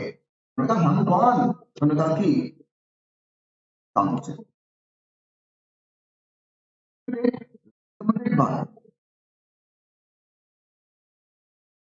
Future date recommended by, future date recommended by, future date recommended by GST Council। तो आप अगर बात करें कॉन्स्टिट्यूशनल वैलिडिटी की तो सरकार के पास में क्या पावर है, यस आर्टिकल 246 ए पावर दे रहा है ना। सेंट्रल गवर्नमेंट और स्टेट गवर्नमेंट जो है वो इनके संबंध में नियम बना सकती है। और अगर इंटर स्टेट सप्लाई है तो केवल नियम कौन बनाएगा, सेंट्रल गवर्नमेंट। और 5 आइटम्स ऐसे जिन पर आप लोग नियम तो बनाओगे पर फ्यूचर डेट आपको कौन बताएगा, जीएसटी काउंसिल। तो अब यहाँ पर हमारे पास में कुछ सवाल आते हैं, what do mean by GST council, what do mean by GST council. तो मैं थोड़ी देर में समझा दूंगा। क्यों हमने इंटर स्टेट के रिगार्डिंग पावर थी वो केवल सेंट्रल गवर्नमेंट को दी, ये बात अभी समझा दूंगा। और 5 आइटम में अगर आपसे और पूछूं कि मुझे 5 आइटम्स आप ऐसे और बता दीजिए जिन पर जीएसटी नहीं लगता, तो आप मुझे क्या 5 आइटम्स और बता सकते हैं, yes sir, petrol, diesel, aviation turbine fuel, natural gas and crude petroleum. अब मैं बोलूं कि टोटल मुझे 6 आइटम बता दो जिन पर जीएसटी नहीं लगेगा, तो आप मुझे क्या टोटल में 6 आइटम बता सकते हो, क्या टोटल में आप मुझे 6 आइटम्स बता सकते हो। तो सब 5 ये और एक ऐड ऑन कर देंगे, alcoholic liquor for human consumption, एक और ऐड कर देंगे alcoholic liquor for human consumption, तो क्या हो जाएगा, alcoholic liquor for human consumption add कर देंगे तो क्या हो जाएगा, टोटल 6 आइटम्स हो जाएंगे। तो ये आप लोगों से सवाल पूछा जा सकता है, सवाल पूछा जा रहा है, all goods or services, whether all goods or services under GST are liable to tax, whether all goods or services under GST are liable to tax। तो आप क्या जवाब दोगे, आप क्या जवाब दोगे, आप जवाब दोगे, और नो के बाद आप लोग जो जवाब दोगे उसको जवाब को, अच्छा मुझे बताओ कि आप में से कोई इसका जो जवाब लिखोगे, आंसर लिखोगे, वो किस तरीके से लिखोगे। मैं रिवीजन कर रहा हूं तो मैं आपको आंसर लिखने की टेक्निक्स पर भी बात करना चाहता हूं।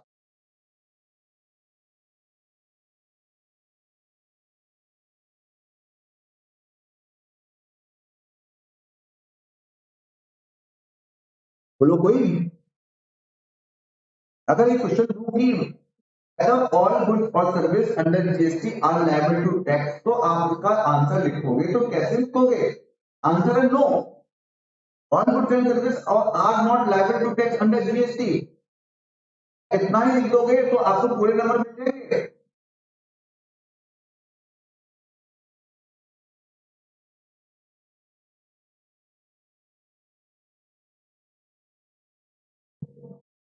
बोलो,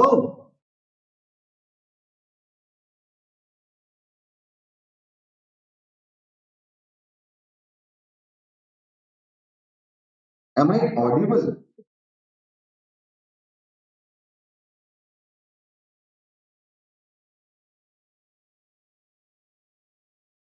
चैट में जवाब आया है नो सर। तो आंसर तो नो है, पर अब आपको आंसर लिखने का जो तरीका होगा वो क्या होगा वो समझने की जरूरत है। तो आप लिखोगे as per article 360 GST means tax on supply of goods or service or both except alcoholic liquor for human consumption. ऐसे भी लिख सकते हैं as per article 366 alcoholic liquor for human consumption and as per article 246 and as per article 246 petrol, diesel, ATF, crude petroleum and natural gas. Items हमारे ऐसे हो जाएंगे जिस पर हमें टैक्स पे करना नहीं पड़ेगा। तरीका क्या होगा वो हमारे लिए थोड़ा सा मैटर करता है। आप केवल आइटम लिख दो तो सकता है कि इतने एप्रोप्रिएट मार्क्स ना मिले, पर आप विद आर्टिकल्स का रेफरेंस लिख के लिखो, ओह वाह मजा आ गया। तो बेटा आंसर लिखने का जो तरीका है वो हमारे लिए बहुत ज्यादा मैटर करता है कि आंसर हम आखिर लिख कैसे रहे। ठीक है, आर्टिकल 246 कहता है power to make law with respect to goods and service tax. तो article grants power to central and state government to make law with respect to GST imposed by central and state. Central has the exclusive power to make laws with respect to GST in case of interstate supply of goods and services. However, in respect of following goods, the aforesaid provision shall apply from the date recommended by GST Council. तो जो नीचे goods लिखे जा रहे हैं इनके regarding आप लोग क्या करेंगे, प्रोविजन जो ऊपर के हैं वो एप्लीकेबल होंगे कब से, एक डेट से जो रिकमेंडेशन दी जाएगी किसके द्वारा, जीएसटी काउंसिल के द्वारा। और कौन कौन सा, petroleum crude, high speed diesel, motor speed commonly known as petrol और नेचुरल गैस और एविएशन टरबाइन फ्यूल। तो इन 5 के रिगार्डिंग जो आप लोगों का नियम होगा वो आपके नियम फ्यूचर डेट से आपके एप्लीकेबल होंगे, जो फ्यूचर डेट आपकी जीएसटी काउंसिल के द्वारा हमें बताई जाएगी। अब मैं आपको पहली बात का जवाब देता हूं, एक बात का जवाब देता हूं कि जो एक्सक्लूसिव पावर है वो सेंट्रल गवर्नमेंट के साथ में कैसे, एक्सक्लूसिव जो पावर है वो सेंट्रल गवर्नमेंट के साथ में कैसे। बाकी जीएसटी काउंसिल क्या है वो थोड़ी देर में बात करूंगा। अर्लियर अगर मैं बात करूं, अर्लियर मैं आपसे अगर बात करूं, समझने की कोशिश करना।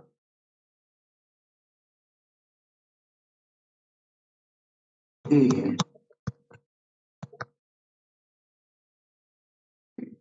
दिल्ली, बी है, यूपी में, इन्होंने इनको एक सेल है। जब सेल हो गई तो बी ने इनसे एक बात कही, और बी ने इनसे क्या कहा, be directed to goods in his Bihar factory. अब मैं यूपी में तो हूं, पर मेरी जो फैक्ट्री है वो कहां पे लगी है, बिहार में लगी हुई है। तो आपको सामान भेजना, वो सामान मुझे कहां भेजना, यूपी मत भेजना, बिहार भेजना। अगर ठीक है भेज देते हैं। और इनका जो गोडाउन था, मिस्टर ए का जो वेयर हाउस था, वो वेयर हाउस था कहां पर, हरियाणा में। वो वेयर हाउस था कहां पर, हरियाणा। तो उन्होंने क्या किया, अपने हरियाणा वाले प्रीमाइसेस से सामान का मूवमेंट शुरू किया और कहां पर पहुंचवा दिया, सामान बिहार पहुंचवा दिया। अब अगर हम बात करें तो इस टोटल सेल ट्रांजैक्शन में 4 स्टेट्स का इन्वॉल्वमेंट है, यूपी, हरियाणा, बिहार। दिल्ली में सेलर जो है वो लोकेटेड है, यूपी में परचेजर लोकेटेड है, बायर लोकेटेड है, हरियाणा से मूवमेंट ऑफ गुड्स शुरू हो रहा है और मूवमेंट ऑफ गुड्स टर्मिनेट हो रहा है कहां पर, बिहार।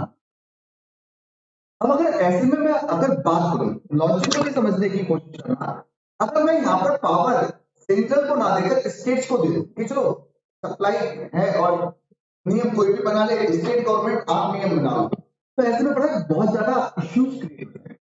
इश्यूज पता है क्या क्रिएट होंगे, ट्रांजैक्शन पर टैक्स मैं चार्ज करूंगा, ट्रांजैक्शन पर टैक्स मैं चार्ज करूंगा, मैं टैक्स चार्ज करूंगा, बिहार कहेगा मैं टैक्स चार्ज करूंगा। क्यों, क्योंकि हर कोई व्यक्ति अपना एक नेक्सस शो करना लगेगा, किससे, इस सेल से।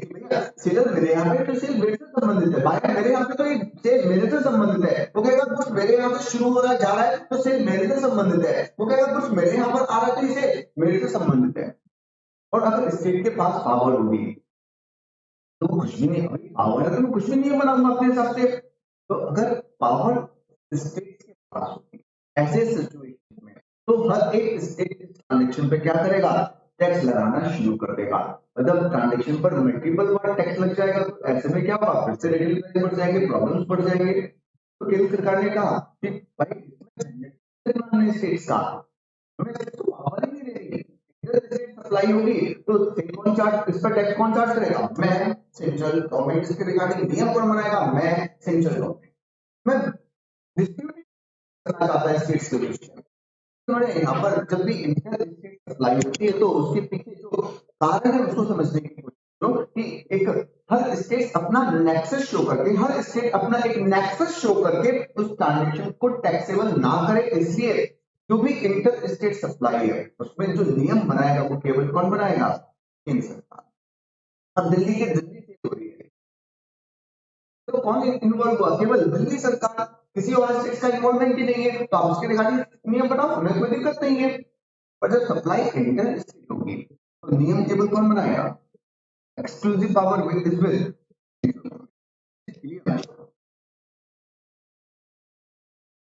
Is it clear? तो आपको ये जो आर्टिकल 246A है इसमें ये बात याद रखनी है। और जो इंटर स्टेट सप्लाई है उसके रिगार्डिंग नियम बनाने की एक्सक्लूसिव पावर सेंट्रल गवर्नमेंट के पास में, इस बात को आपको याद रखना है। अब आ जाते हैं एक और आर्टिकल है कॉन्स्टिट्यूशनल वैलिडिटी में, that is article 269A। That is article 269A, that is article 269A।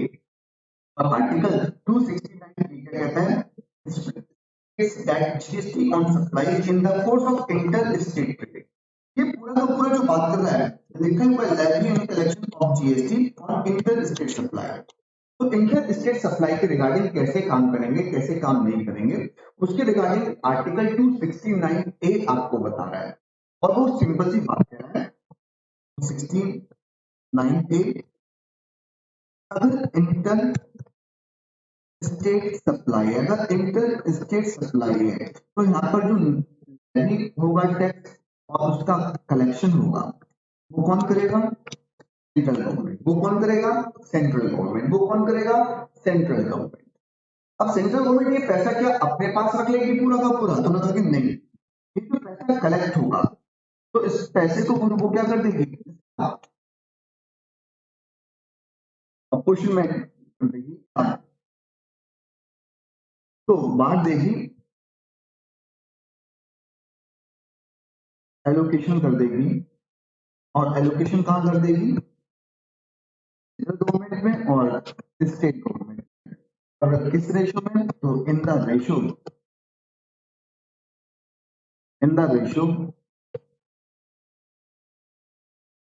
recommended by GS council, in the ratio recommended by GST council, in the ratio recommended by GST council। जो GST council आपका ratio recommendation देगी उस ratio में हम क्या करेंगे, जो पैसा कलेक्ट होगा सेंट्रल और स्टेट्स में बांट देंगे। आज के में जो ये रेशो है वो कितना है, 50-50। तो पैसा कलेक्ट होता है वो 50% सेंट्रल गवर्नमेंट अपने पास रख लेती है और 50% जो है वो स्टेट को देती है। 269 बड़ा सिंपल सी बात कर रहा है, इंटर स्टेट सप्लाई होगी, टैक्स को लेवी और कलेक्ट कौन करेगा, सेंट्रल गवर्नमेंट। कलेक्ट करने के बाद में उसको एलोकेट कर देगी सेंट्रल और स्टेट्स के बीच में। और इन्होंने एक बहुत इंपॉर्टेंट बात कही, इन्होंने एक बहुत ही इंपॉर्टेंट बात कही जो हमें यहाँ पर ध्यान से समझनी है। एक बहुत ही इंपॉर्टेंट बात थी जो हमें यहाँ पर ध्यान से समझनी, और ध्यान से क्या समझना है कि अगर आप क्या करोगे,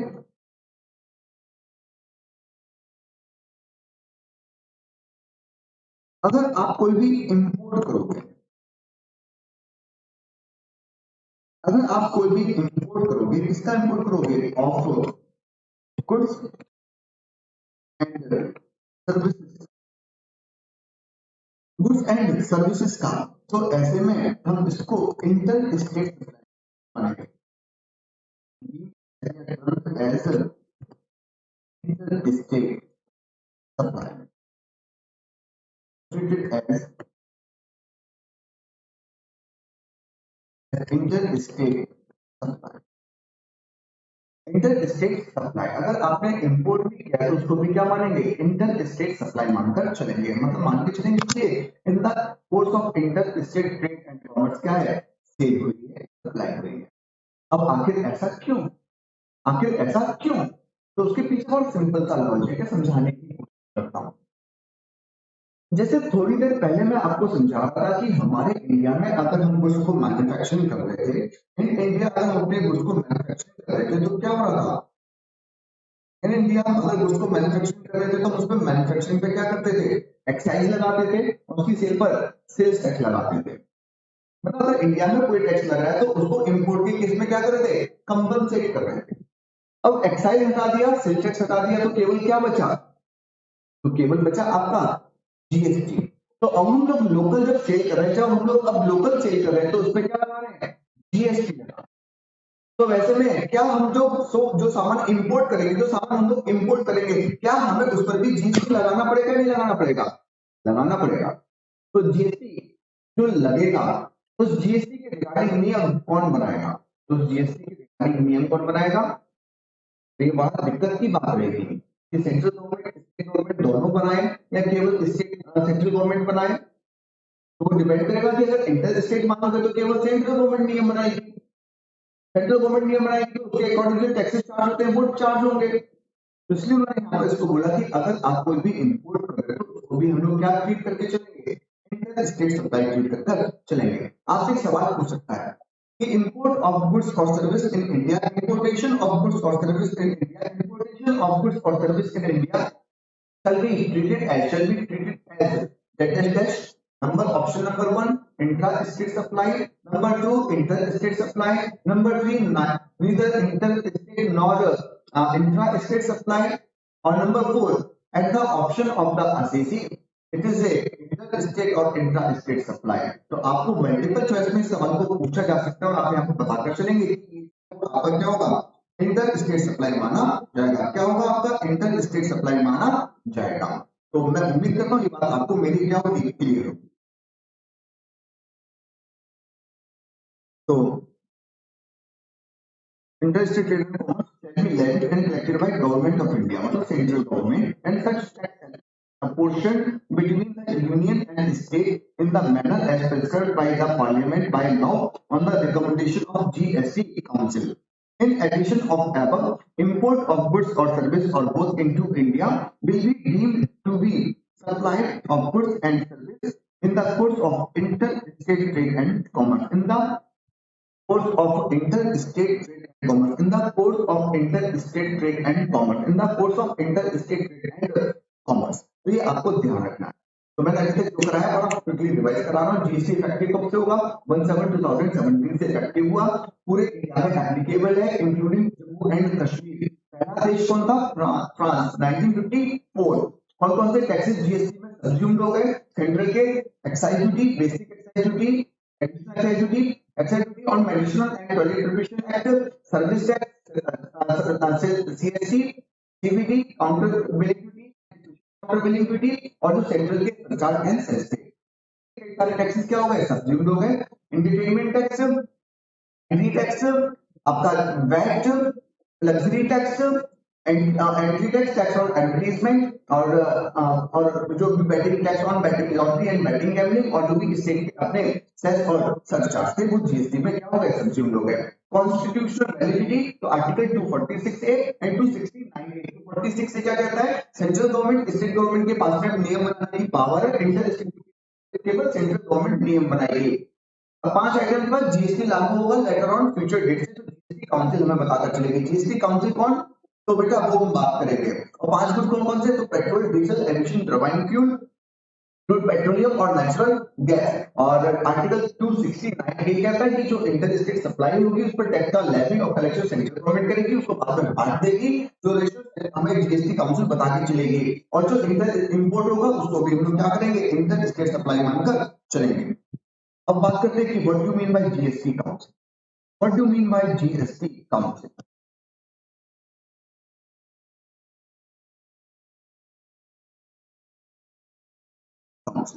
तो जीएसटी काउंसिल बेटा क्या है, एक फोरम, या हम क्या बोल सकते हैं, कमेटी।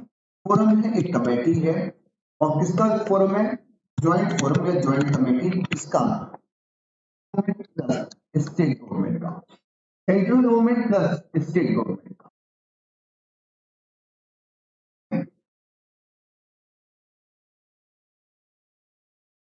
जैसे अगर मैं आप लोगों से बात करूं, तो आप लोग जैसे आए दिन देखते हो कि पर जीएसटी के रेट को चेंज कर दिया गया है या जीएसटी में ये चेंज लाया गया है, तो ये सब चेंजेस कौन लाते हैं? तो ये सब चेंजेस बेटा जीएसटी काउंसिल लाते हैं।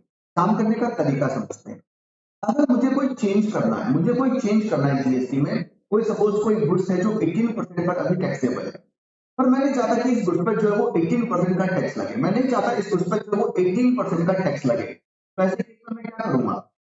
मैं स्टेट चाहूंगा कि भैया इस पे टैक्स कम हो जाए, तो मैं काउंसिल के पास जाऊंगा, कहूंगा काउंसिल आई प्रपोज कि जो गुड्स है इस पर जनरल पब्लिक यूटिलिटी है, देश में बहुत ज्यादा लोग उसको यूज करते हैं और जन सामान्य के जो भावनाएं हैं उनसे जुड़ी हुई है या हमारे बहुत बेसिक नीड की चीज है, तो इसमें जीएसटी के जो रेट है वो कम कर दिया जाए। तो जो काउंसिल में सेंट्रल गवर्नमेंट, स्टेट गवर्नमेंट सब लोग बैठे हुए हैं, ये इस पर क्या करते हैं? वोटिंग करते हैं। अब एक के कहने से तो मैं नहीं कर दूंगा ना, तो मैं उसको वोटिंग करवाऊंगा, और वोटिंग अगर उसके फेवर में आ गई तो हम लोग रिकमेंडेशन दे देंगे, काउंसिल रिकमेंडेशन दे देंगे कि सर हम लोग चाहते हैं कि इसको भी क्या कर दिया जाए, इंप्लीमेंट कर दिया जाए, इस प्रोडक्ट पर जो जीएसटी रेट है उसको कम करके 5% कर दिया जाए या एग्जेम्प्ट कर दिया जाए, 18 है तो 18 से 12 कर दिया जाए, व्हाटएवर इट इज। तो काम समझने की कोशिश करते हैं। तो ये कहीं ना कहीं जीएसटी में डिसीजन मेकिंग हो रही है, वो जीएसटी की जो डिसीजन मेकिंग है उसका रिकमेंडेशन कौन दे रहा है? काउंसिल। तो ये काउंसिल क्या है? ज्वाइंट कमेटी, ज्वाइंट फोरम है, किसका? सेंट्रल गवर्नमेंट का और स्टेट गवर्नमेंट का। अगर लोग बात करें, सेंट्रल गवर्नमेंट का बोर्ड शेयर होता है वो 1/3 होता है, और जो स्टेट गवर्नमेंट होती है उसका जो बोर्ड शेयर होता है वो 2/3 होता है। Of board share of board casted, board जो है वो कास्ट किए जाएंगे, उसका 1/3 क्या होगा? सेंट्रल गवर्नमेंट का हिस्सा माना जाएगा, उसका 2/3 क्या होगा? स्टेट गवर्नमेंट का हिस्सा माना जाएगा। और जो डिसीजन लिए जाएंगे shall be by 4 majority, shall be taken by 3/4 majority, shall be taken by 3/4 majority। मतलब कोई मैटर अगर काउंसिल के पास आएगा तो अगर 3/4 मेजोरिटी उसके फेवर में आपका वोट करेगी, तब जाकर उस मैटर को क्या होगा? रिकमेंडेशन दिया जाएगा। ये कमेटी बनाई किसने? Who constituted? तो बेटा प्रेसिडेंट ऑफ इंडिया ने, प्रेसिडेंट ऑफ इंडिया ने, president of India constituted GST council. क्या प्रेसिडेंट के पास में पावर है? हाँ है। कौन पावर देता है? तो एक आर्टिकल है, article 279A powers, article 279A empowers the president of India to constitute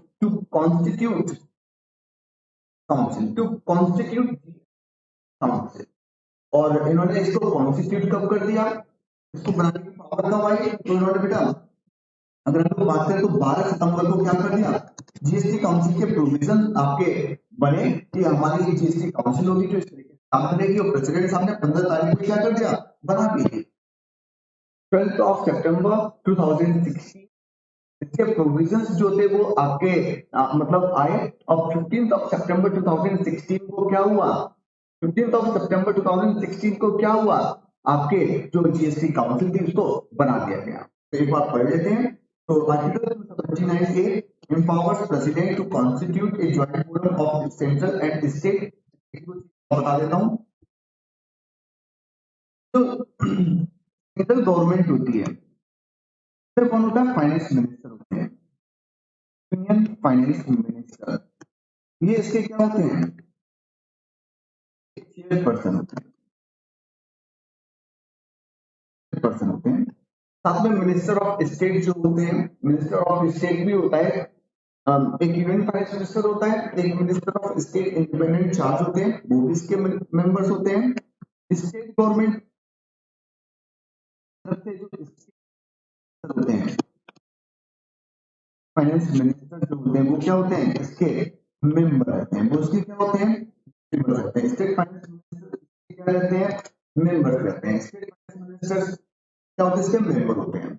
और जो जितने भी फाइनेंस मिनिस्टर होते हैं ये अपने आप में से क्या करते हैं, एक वाइस चेयरमैन को सिलेक्ट करते हैं, चुनते हैं कि भैया आप हमारा पक्ष रखो, स्टेट्स का पक्ष रखो, तो आप क्या हो जाओगे, वाइस चेयरमैन। तो जो यूनियन फाइनेंस मिनिस्टर है वो क्या होगा, चेयरमैन होगा।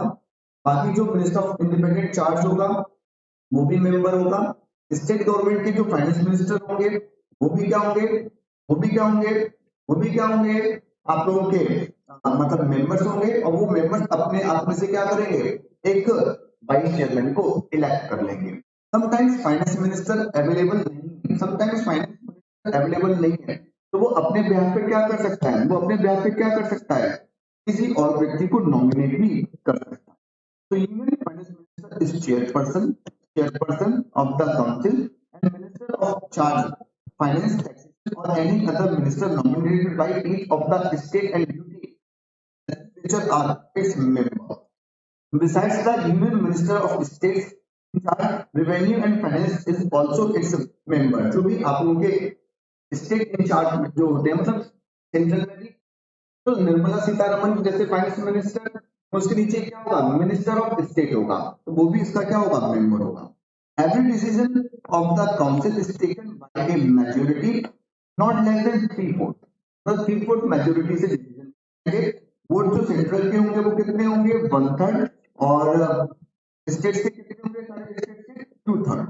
और फंक्शंस क्या होंगे, रिकमेंडेशन देना। रिकमेंडेशन किसके रिगार्डिंग, सारे इंपॉर्टेंट एस्पेक्ट्स के रिगार्डिंग। वो इंपॉर्टेंट एस्पेक्ट आपके किसी से संबंधित हो सकते हैं, आपके टैक्स रेट क्या होना चाहिए, एग्जाम करना है, किस चीज को एग्जाम नहीं करना, रजिस्ट्रेशन कराने के लिए लिमिट क्या होनी चाहिए, मैटर के रिगार्डिंग जो रिकमेंडेशन देगा वो कौन देगा, जीएसटी काउंसिल। इफेक्टिवनेस मैंने आपको समझा दी है, एप्लीकेबिलिटी मैंने आपको समझा दिया, होल ऑफ इंडिया में एप्लीकेबल होगा, जम्मू एंड कश्मीर में एप्लीकेबल होगा। इंडिया का मतलब क्या होगा, तो इंडिया का मतलब क्या होगा, इसका टेरिटोरियल वाटर, सी वेट और subsoil area underline the such water. Such water मतलब, सच मतलब टेरिटोरियल वाटर। टेरिटोरियल वाटर का मतलब क्या होता है, आपका 12 नॉटिकल माइल्स फ्रॉम बेस, तुम्हारी बेसलाइन होती है, उसे 12 नॉटिकल माइल्स तक का जो एरिया होता है उसको हम लोग क्या बोलते हैं, टेरिटोरियल वाटर। तो टेरिटोरियल वाटर को भी इंडिया मानेंगे, उसके नीचे भी क्या होगा, इंडिया माना जाएगा। Continental shelf, continental shelf and exclusive economic zone, and exclusive economic zone. तो कॉन्टिनेंटल शेल्फ क्या होती है, तो जो 24 नॉटिकल माइल्स तक का एरिया होता है वो कॉन्टिनेंटल शेल्फ। 200 नॉटिकल माइल्स तक का जो एरिया होता है, 200 नॉटिकल माइल्स तक का जो एरिया होता है उसको एक्सक्लूसिव इकोनॉमिक जोन। और जो एयर स्पेस होगा इसकी टेरिटरी, टेरिटरी मतलब जो इंडिया है हमारा उसके ऊपर, और जो टेरिटोरियल बॉर्डर है उसके ऊपर का जो एयर स्पेस होगा वो भी आपका क्या होगा, इंडिया माना जाएगा, इंडिया माना जाएगा। यहां तक कोई दिक्कत, यहां तक कोई दिक्कत, उम्मीद करता हूं कोई दिक्कत नहीं होगी। अब जरा अगली बात को समझते हैं, framework model, framework public model.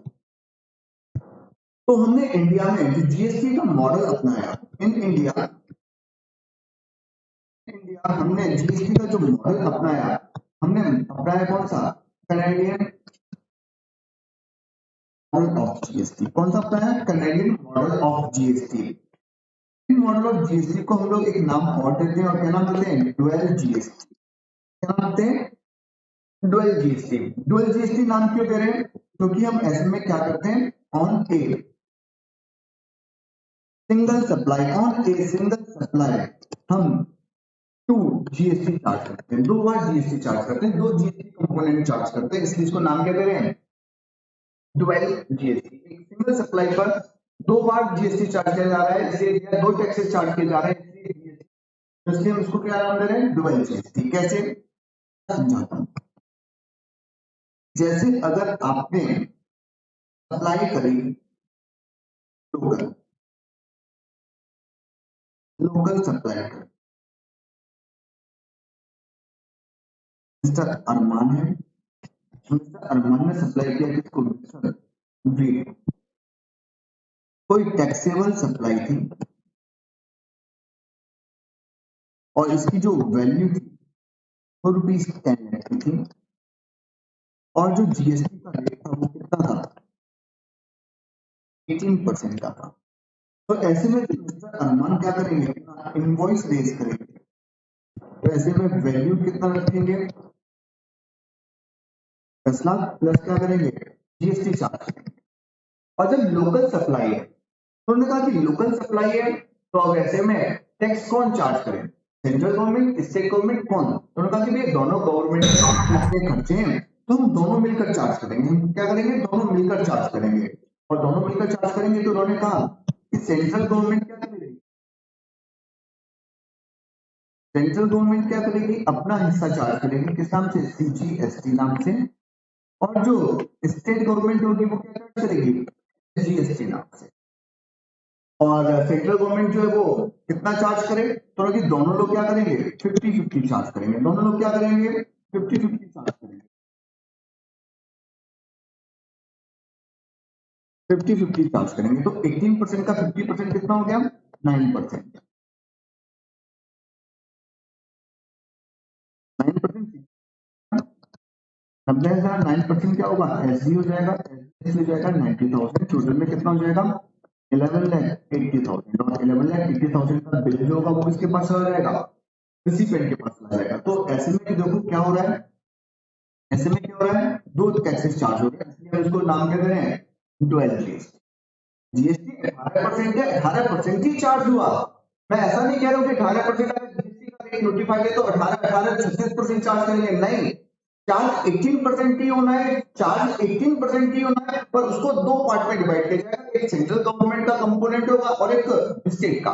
भाई दोनों ने अपने अपने रेवेन्यू सेक्रीफाइस किए ना, दोनों के अपने अपने टैक्सेस सेक्रीफाइस हुए ना, दोनों के लिए अपने अपने टैक्सेस को कंज्यूम कराना जीएसटी में। तो भाई दोनों को अभी रेवेन्यू चाहिए होंगे, दोनों का कि दोनों लोग टैक्स चार्ज करेंगे।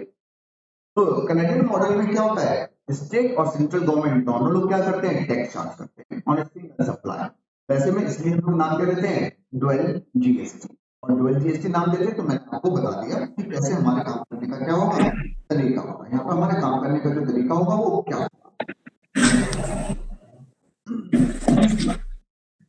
जिसका माइक ऑन है वो बंद कर लेंगे। जिसका माइक ऑन है, रूबल आपका माइक ऑन है, आप बेटा माइक बस बंद कर लेना अपना। पर जब इंटर स्टेट सप्लाई होगी तो हम कैसे काम करेंगे? अरमान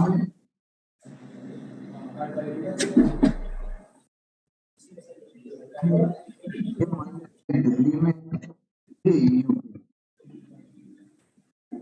इन्होंने इसको क्या करी? टैक्सेबल सप्लाई करी। रूबल अपना माइक ऑफ कर लेना बेटा। टैक्सेबल सप्लाई करी और जो वैल्यू है वो 10 लाख रुपए प्लस 18% का जीएसटी का रेट। तो ऐसे में जब ये अपना इनवॉइस रेज करेंगे तो इनवॉइस कैसे रेज करेंगे? वैल्यू 10 लाख। अब इंटर स्टेट सप्लाई के रिगार्डिंग मैंने आपको अभी समझाया। इंटर स्टेट सप्लाई के रिगार्डिंग मैंने आपको अभी समझाया। क्या समझाया? कि एक्सक्लूसिव पावर जो होगी वो केवल किसके पास होगी? एक्सक्लूसिव पावर जो होगी वो केवल किसके पास होगी? एक्सक्लूसिव जो पावर होगी वो केवल किसके पास होगी? सेंट्रल गवर्नमेंट के पास। अब अगर सेंट्रल गवर्नमेंट के पास में एक्सक्लूसिव पावर है तो क्या स्टेट गवर्नमेंट कोई टैक्स चार्ज कर पाएगी? नहीं कर पाएगी। तो क्या हम यहाँ पर केवल सीजीएसटी चार्ज करें? मैं भी लिख रहा हूँ, फाइनल कंक्लूजन नहीं दे रहा। तो भाई एक्सक्लूसिव पावर सेंट्रल गवर्नमेंट के पास में, तो स्टेट गवर्नमेंट अपना तो टैक्स चार्ज नहीं कर सकती, हटा दो। तो क्या हम सीजीएसटी केवल नाम से चार्ज कर लें? उन्होंने कहा कि सर सीजीएसटी नाम से चार्ज कर लो, कोई दिक्कत नहीं है, पर एक दिक्कत हो सकती है। क्या दिक्कत हो सकती है? जी सर, काउंसिल ने ही कहा था कि जो भी आप इंटर स्टेट पे टैक्स कलेक्ट करोगे वो आपको बांटना पड़ेगा सेंट्रल में और स्टेट में, वो आपको एलोकेट करना पड़ेगा बिटवीन सेंट्रल एंड स्टेट। अब अगर आप सीजीएसटी नाम से ही चार्ज कर लोगे, अगर आप सीजीएसटी के नाम से चार्ज करोगे तो आप इस बात को आइडेंटिफाई कैसे करोगे कि कितना सीजीएसटी स्टेट पर आया और कितना सीजीएसटी लोकल सेल पर आया। ये टोटल तो पैसा आपके पास में सीजीएसटी नाम से रखा हुआ है, तो बाइफरकेशन कैसे होगा कि कितना पैसा मुझे बांट के चलना है? भाई सीजीएसटी ये तो कंपोनेंट सेंट्रल गवर्नमेंट आपका ही है, पर जो इंटर स्टेट में पैसा कलेक्ट हो रहा है वो पैसा 50% आपको रखना है, 50% आपको स्टेट को देना है। तो अगर हम इस सीजीएसटी के नाम से ही चार्ज करने लगे तो कैसे आइडेंटिफाई करें इस बात को कि आखिर कितने पैसे का एलोकेशन? मतलब बात तो ठीक कह रहे हो, और जब बात ठीक करें तो हम यहाँ पर सीजीएसटी चार्ज नहीं करेंगे, हम यहाँ पे एक नया नाम देंगे और यहाँ पर उन्होंने नाम दिया IGST, integrated goods and service tax, और जितना जीएसटी का रेट होगा उसके इक्वल क्या होगा, आपका आईजीएसटी चार्ज कर दिया जाएगा। मतलब मैं इस एग्जांपल के माध्यम से आपको समझाना चाहता हूँ, इस एग्जांपल के माध्यम से मैं आपको समझाना चाहता हूँ कि बच्चे अगर आप लोगों की सप्लाई लोकल है, अगर आप लोगों की सप्लाई लोकल है तो आप लोगों को जो जीएसटी का रेट है उसका 50% क्या करना है, जीएसटी लेना है, और जो 50% है वो आपको एसजीएसटी लेना है। कई बार लोकल सेल हो रही है तो वो एक ऐसे यूनियन टेरिटरी में होती है जहां पर स्टेट गवर्नमेंट नहीं है। एसजीएसटी हम केवल कब चार्ज कर सकते हैं, जब आपकी क्या हो, स्टेट गवर्नमेंट हो। पर अगर स्टेट गवर्नमेंट है ही नहीं किसी टेरिटरी में तो आप वहां पर उसकी जगह पे क्या चार्ज करोगे, यूटीजीएसटी। इसका जो मैक्सिमम रेट हो सकता है वो मैक्सिमम रेट कितना हो सकता है, सीजीएसटी का 20%, और ये 20% किसको रिप्रेजेंट कर रहा है, 50% ऑनली। तो या हम ऐसा बोल सकते हैं कि जितना सीजीएसटी उतना एसजीएसटी भी होता है, और सरकार कहती है कि सीजीएसटी का सरकार बढ़ाना चाहे तो बढ़ा सकती है, पर मैक्सिमम कितना कर सकती है, 20%। मैक्सिमम के ऊपर कितना कर सकती है, 20%। अगर सीजीएसटी 20% हो गया, एसजीएसटी 20% हो गया, तो total maximum rate of GST कितना हो सकता है, 40%। इस बात को और ध्यान रखेंगे। और जब भी सप्लाई इंटर स्टेट होगी हम लोग केवल एक ही नाम से टैक्स चार्ज करेंगे जिसको नाम देंगे आईजीएसटी, सर्विस टैक्स। तो यहाँ पर आप लोगों को फ्रेमवर्क समझा दिया, dual GST adopted a dual GST which is imposed concurrently by central and state. Central and state taxes goods and service. It is popularly known as Canadian model of GST. Intra-state supply तो CGST charge होगा, SGST charge होगा और UTGST charge होगा।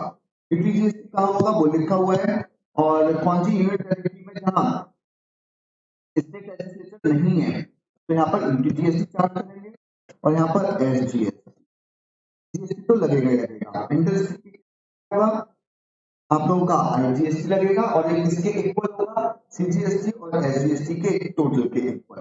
Compensation tax सरकार ने जब GST आया तो स्टेट्स को प्रॉमिस किया था कि मैं आप लोगों को जीएसटी के कारण जो नुकसान हो रहा है उसको मैं क्या करूंगा, कंपनसेट करूंगा।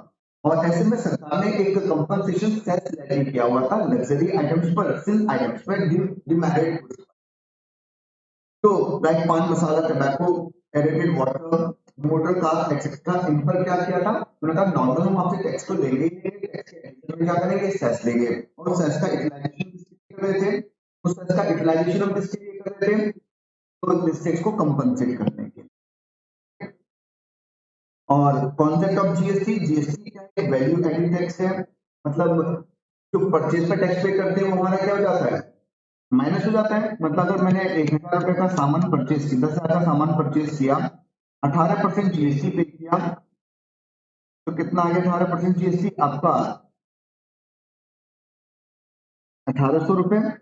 इसको मैंने दिया 20,000 रुपए में, 18% जीएसटी पर कितने, 2500 रुपए। तो एक तरीके से आपका जो टैक्स वगैरह वो कितने पे, भाई 3600 का आउटपुट टैक्स, 1800 रुपए का आप इनपुट ले लोगे तो आपको टैक्स कितना देना, 1800 रुपए। एक तरीके से अगर मैं बात करूं कि आपने 10,000 का परचेज करने के बाद में आपने इसमें सेल करने तक आपने क्या कर लिया, 10,000 और ऐड कर लिया। तो जो वैल्यू आपने ऐड करी वो कितने की ऐड करी है, परचेज के बाद 10,000। तो अगर इस पर ही आप 18% लगा दो तो भी तो क्या हो रहा है, सेम फिगर आ रहा है। तो ये भी क्या एक वैल्यू एडेड टैक्स है, ये भी क्या एक वैल्यू एडेड टैक्स है।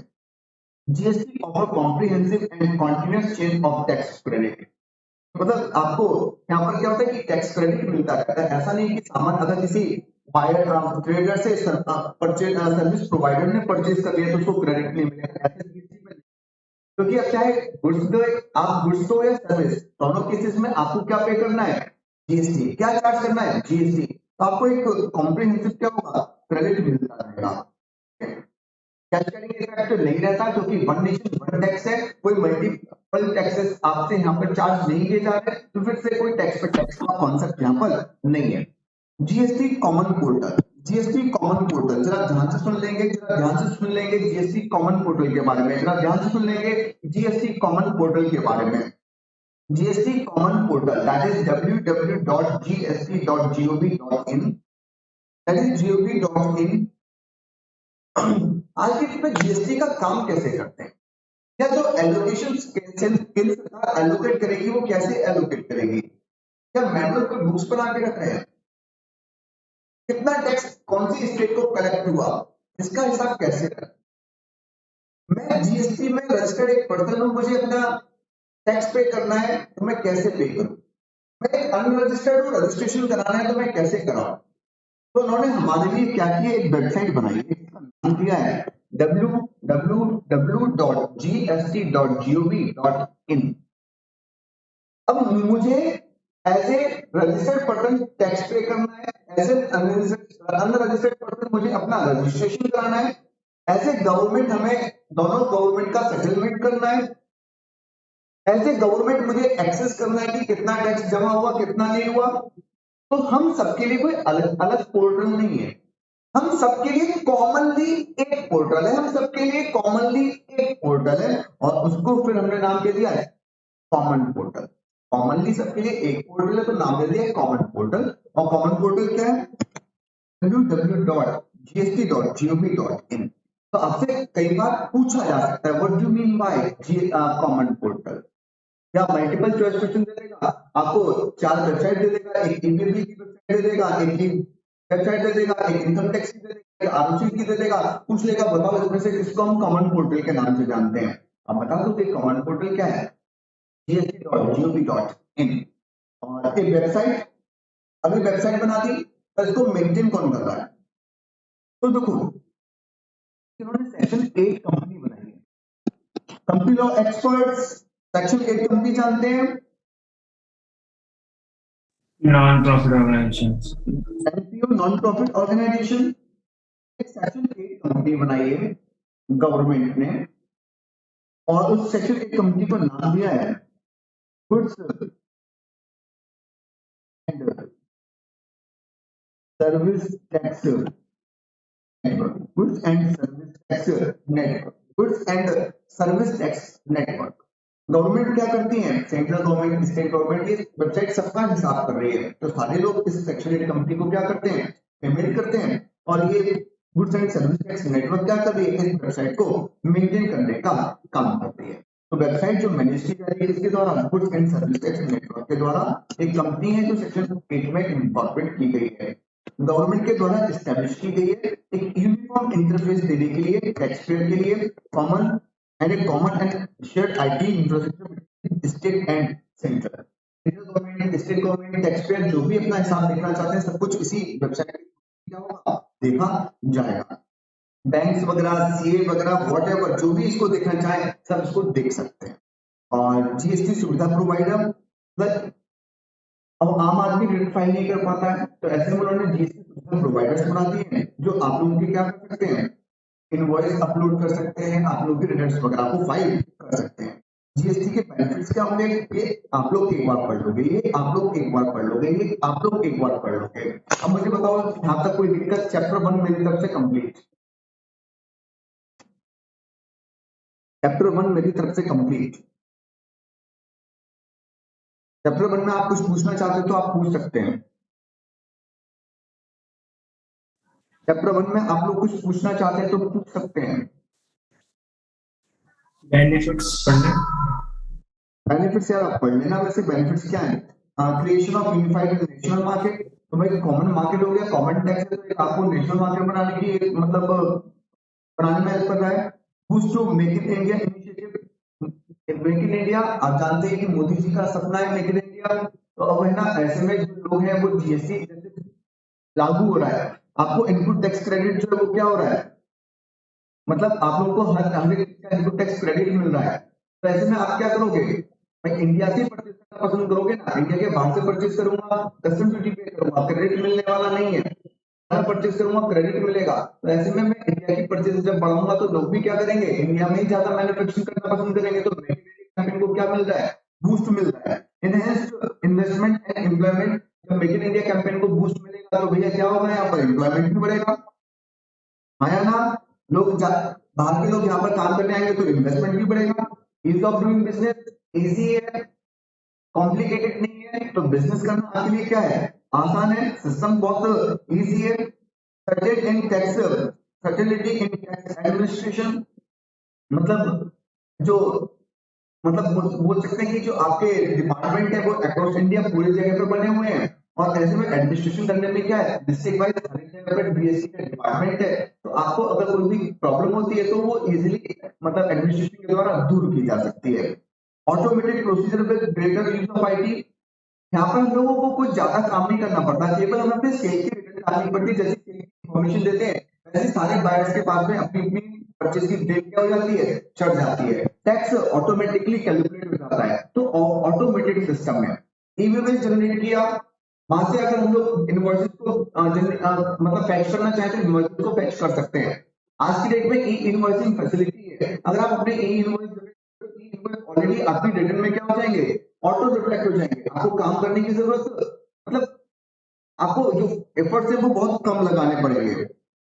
रिडक्शन इन कंप्लायंस कॉस्ट, जब सब काम अपने आप से ही हो जाएगा तो आपको सीए वगैरह वकील वगैरह हायर करने की जरूरत नहीं है। तो कंप्लायंस कॉस्ट भी क्या होगी, एक टैक्स पेयर के पॉइंट ऑफ व्यू से कम होगी। Mitigation of ill effect of cash carrying, GST में कोई कैश कैरिंग इफेक्ट नहीं है तो उसको हम लोगों ने मिटिगेट कर दिया।